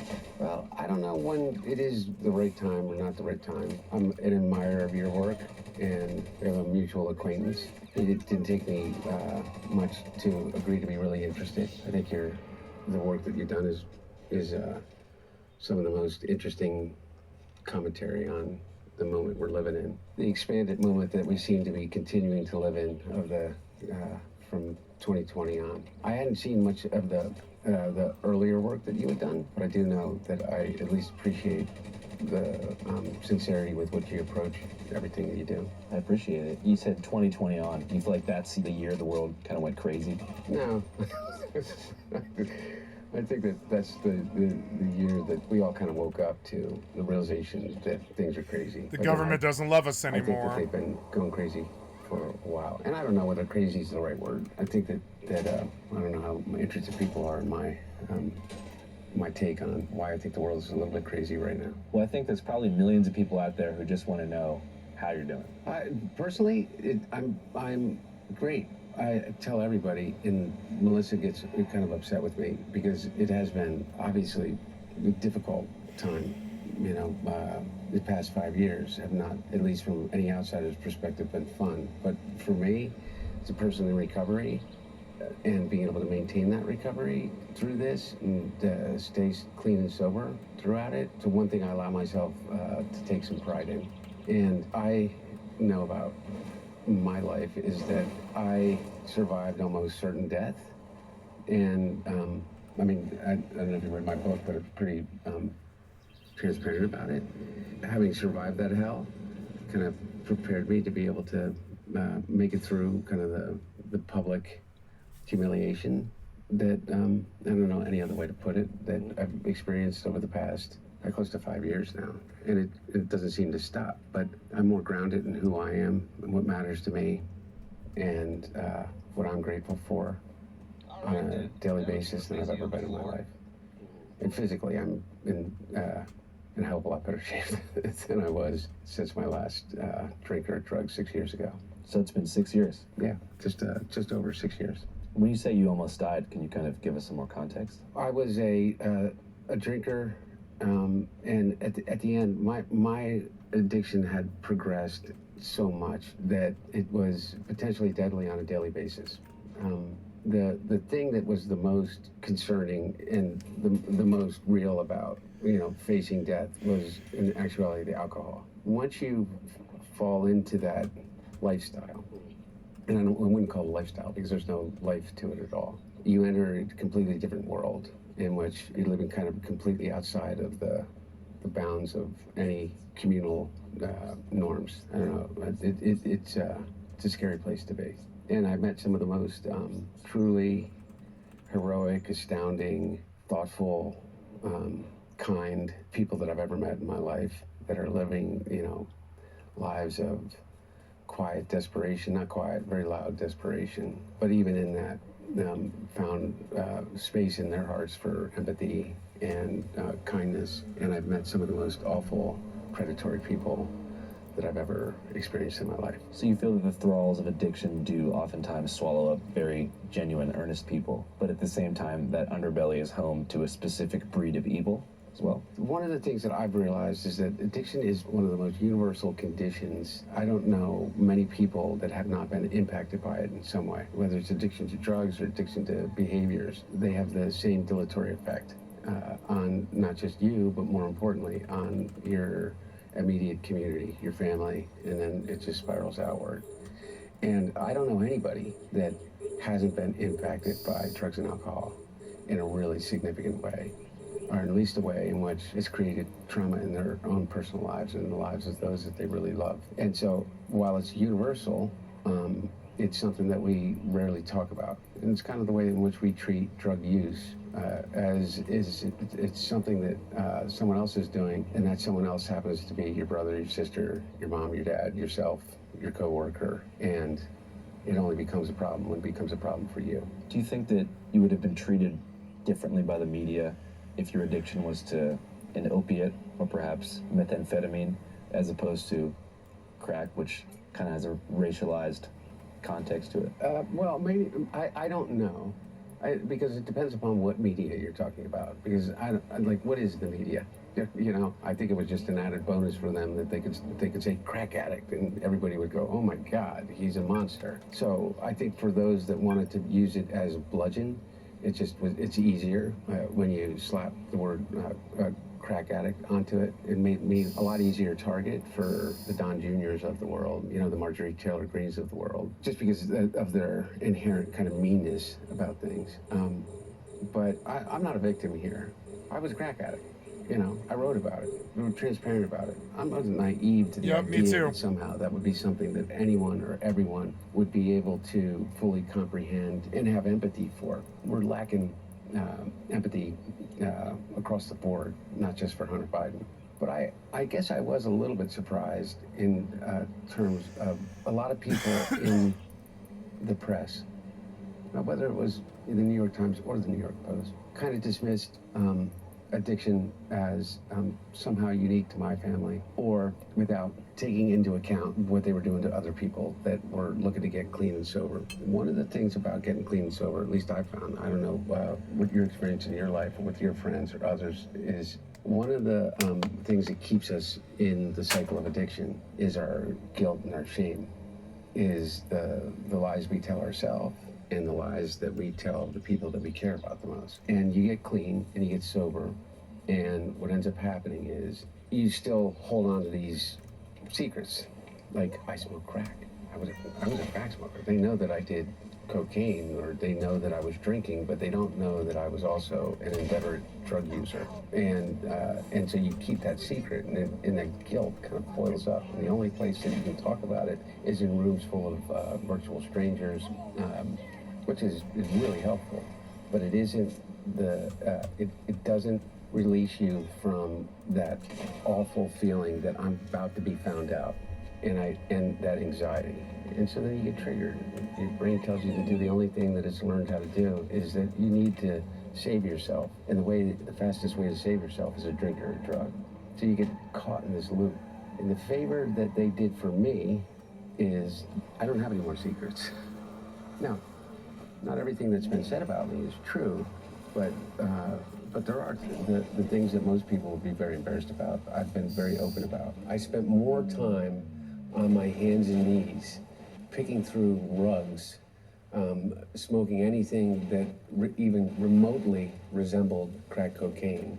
I probably smoked more Parmesan cheese than anyone, and so I don't get triggered in the same way. I've done it too. But the thing that scares me is for people that look at the way that I'm treated in the media, whatever the hell the media is, and think, do I want to get honest? I mean, it seems to me, if you look at that as a test case, better to keep some things unsaid. And I think that's really dangerous for people, at least in my experience with recovery. As far as the media goes, what do you think are the 3 craziest things you've heard about yourself in the press? Oh my God, the list is forever. They got stuck on for a while, even Fox News, that I funded the Wuhan lab. I said that to someone a long time ago on camera in response to a question like you just asked. And you gotta be really careful. Somebody's gonna be able to cut that and say, I did not fund the Wuhan lab. I did. Yeah, you did? Yeah, exactly. Me and George Soros. Supposedly me and George Soros have a lot in common. The one thing I'm positive we don't have in common is that I am very, very far from being a billionaire. But those conspiracies are kind of the craziest. You know, I just heard Jake Tapper is going on TV saying that, you know, I basically acted as the chief of staff. I think Hunter was driving the decision-making for the family in a way that he was almost like a chief of staff of the family. Does that strike you as pretty bizarre? I think I spent 12 days in the White House in the last 2 years of the administration. I had a lot of other things going on. I think the one that was like you feel like you just got hit in the gut, you know, by an elephant, is when Rudy Giuliani and Bernie Kerik went to the Newcastle County Courthouse here in Delaware and talked about me being involved in, I think, you know, child sex crimes and stuff like that. And I mean, literally with nothing. That one was the last and the only one that was kind of hard to wake up from. It's like, how do you ever take that out of somebody's head after they've heard it, you know? But I mean, truly, the list just goes on and on. Did you try to like sue for defamation or damages or anything after that? No, and I mean, I am in a defamation suit right now. I mean, one of the craziest ones is what Patrick Berners said about me. And let me get this straight. He said that I was the key person in ensuring that the sanctioned Iranian oil money that was being held in South Korea was released at the behest of myself and somebody in Pakistan. And I took a 10% fee off the $8 billion for my family. We have to give 10% to the big man. You're the big man, I think. And then I had traveled to Tehran and to the Middle East in 2022 and 2023 in order to effectuate this. And then that ultimately, his followers made the direct connection that money was used to fund Hamas for the murder of over 1,400 Jews on October 7th. That's the kind of stuff. And now, I know you guys look and say, like, But who believes that? You know, I don't know. The million people that read that tweet, you know. I had one guy in California who is a, I don't remember his name, but he's associated with SpaceX, a big investor in SpaceX, a very, very wealthy guy, claim just months ago that I rented a house from him and that I trashed the house and I had the Secret Service stiff him on the rent and that I tried to pay him with a book of art made of my own feces. His ex-landlord claims he stiffed him on a whopping $300,000 in rent. What happens to the back rent that Hunter Biden owes my family? Is that pardoned now? And, you know, like, how insane is that, right? You know, but you look into the background of this person, and he's a major investor in SpaceX. He's probably worth a few $100 million, and he has this huge following on X. Elon Musk retweeted that, and it went, and went viral. It's pretty messed up, man. There's also some people, though, who just think that if you leave the country, you're a spy. You know what I mean? Like, why is he going so many places? Oh, me? Yeah. Oh, yeah. The really interesting thing is they created this a character that is both in some sense a ne'er-do-well fail son that has not ever accomplished anything and a criminal mastermind all in one. I kind of feel like pick one. Most of my travel during that period of time when my dad was vice president, and by the way, I didn't travel anywhere when my dad was president. I don't think I left the country. But during that time, I was the chairman of the board of what's called the U.S.-UN World Food Program. And I was also chairman of the board of the Truman National Security Project, chairman of the board of the Center for National Policy. I was a professor at Georgetown University, adjunct professor for over 4 years in the master's program of the School of Foreign Service. I taught a course on advocacy, and largely based upon the implementation of a thing called PEPFAR, President's Emergency Plan for Aid Relief in Africa. And as the chairman of the board of the U.S.-UN World Food Program, it's kind of like what you know of, like, as a kid growing up, like UNICEF. UN has voluntary aid organizations in which each nation state that is a part of the UN voluntarily contributes to the continued operations of UNICEF, UNHCR, UNESCO. All of these organizations are all voluntary aid organizations. The UN World Food Program is the largest voluntary aid program in the United Nations, and it is the largest humanitarian organization in the world. It serves over 80 million meals on a daily basis in 72 different countries, and it is the first on the ground because it controls all the airlift and communications for all of the relief efforts globally in any natural disaster or civil war or conflict. And so the U.S., is responsible for about 65% of the budget of the World Food Program, which was my responsibility as chairman of the board. And I increased the budget of the World Food Program, which just won the Nobel Peace Prize 2 or 3 years ago, by 50% when I was chairman over my term, to like $2.4 billion. It's all gone now. Trump ended all of that. But point about traveling. So I went to the Philippines after Typhoon Haiyan. I went to Kenya to Dadaab when refugees were flowing in from across southern Africa and Ethiopia. I've been to Syria, Lebanon, and Jordan, and I've been to all over the world. 75% of my travel during that period of time was on behalf of the World Food Program and other, NGOs that I worked on behalf of. So I want to back all the way up to the very, very beginning. A little short bio, or we can do a long bio too. So you're born here in Delaware or born here in Pennsylvania? In Delaware. Okay, in Delaware. Yeah, Wilmington. Wilmington. Yeah, 10 minutes from here, 15. What are your thoughts on Wilmington, Delaware? Nice place? Oh, yeah. One of the things that I still do love about the East Coast and Delaware and the Mid-Atlantic is the history. And so I'm a little bit of a history geek. Yeah, because Delaware doesn't really get much of representation. Because you got Philadelphia, powerhouse of history and culture. You got Rocky, a lot of other things going on there, too important stuff. And then we agree on that. I'm basically living in the suburbs of Philly. Yeah. Well, I don't want to say that, but you got Baltimore, The Wire. Yeah. You got people on horses in the streets out there. Yeah. People on ATVs. And then Delaware's kind of sitting in between. People know that it's a corporate tax haven. People know that the Biden family's from there. What's something that people don't know about Delaware that they should? Delaware's the first state. I don't know if they should know this, but it's the first state to ratify the Constitution. When Thomas Penn basically colonized Pennsylvania, he carved out Delaware, and we called it the diamond and the jewel in the crown of the colonies. Delaware is almost, a state of almost all coastline. Here's the thing that's interesting about Delaware. Delaware is geographically and historically and emotionally both a southern and a northern state. So the northern part of the state feels very much like Philadelphia. The southern part of the state feels very much like South Carolina. So do you see like Confederate flags in Dover? Maybe not Dover, but definitely Gumboro.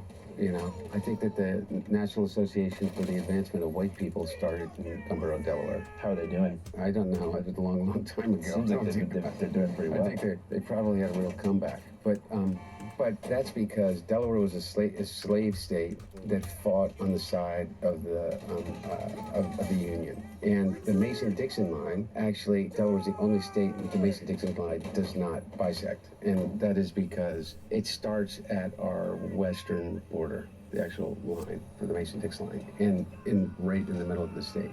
So there's 3 counties in Delaware, and if you go below the canal, you're in the southern part of Delaware, Kent and Sussex. And you were born in the 70s? I've been to Kent, Sussex. Yeah. Wow. Yeah. A couple years after the Summer of Love. Yeah.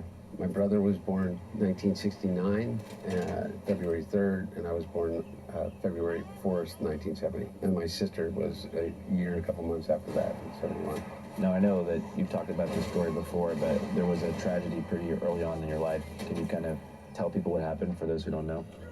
Yeah. My dad got elected to the Senate on December 18th of 1972, so I was almost 3 years old. And my brother, myself, my little sister were with my mom and the dog in a station wagon, and we were hit by a tractor trailer. My mother and sisters were killed instantly. My brother and I were trapped inside the car, but they got us out. And I had significant head trauma. My brother basically broke almost every bone in his body and was in traction. Oh my God. We were in the hospital together for weeks. And I forgot how bad it and actually this was. community saved us. And my aunts and uncles moved Poor in with my Joe. dad. He figured out a way to be with us and be a dad to us and also be a senator, commuted every day. And so I grew up here. I mean, I spent a lot of time with my dad. My brother and I had this rule with my dad is that we could go with him whenever we wanted to.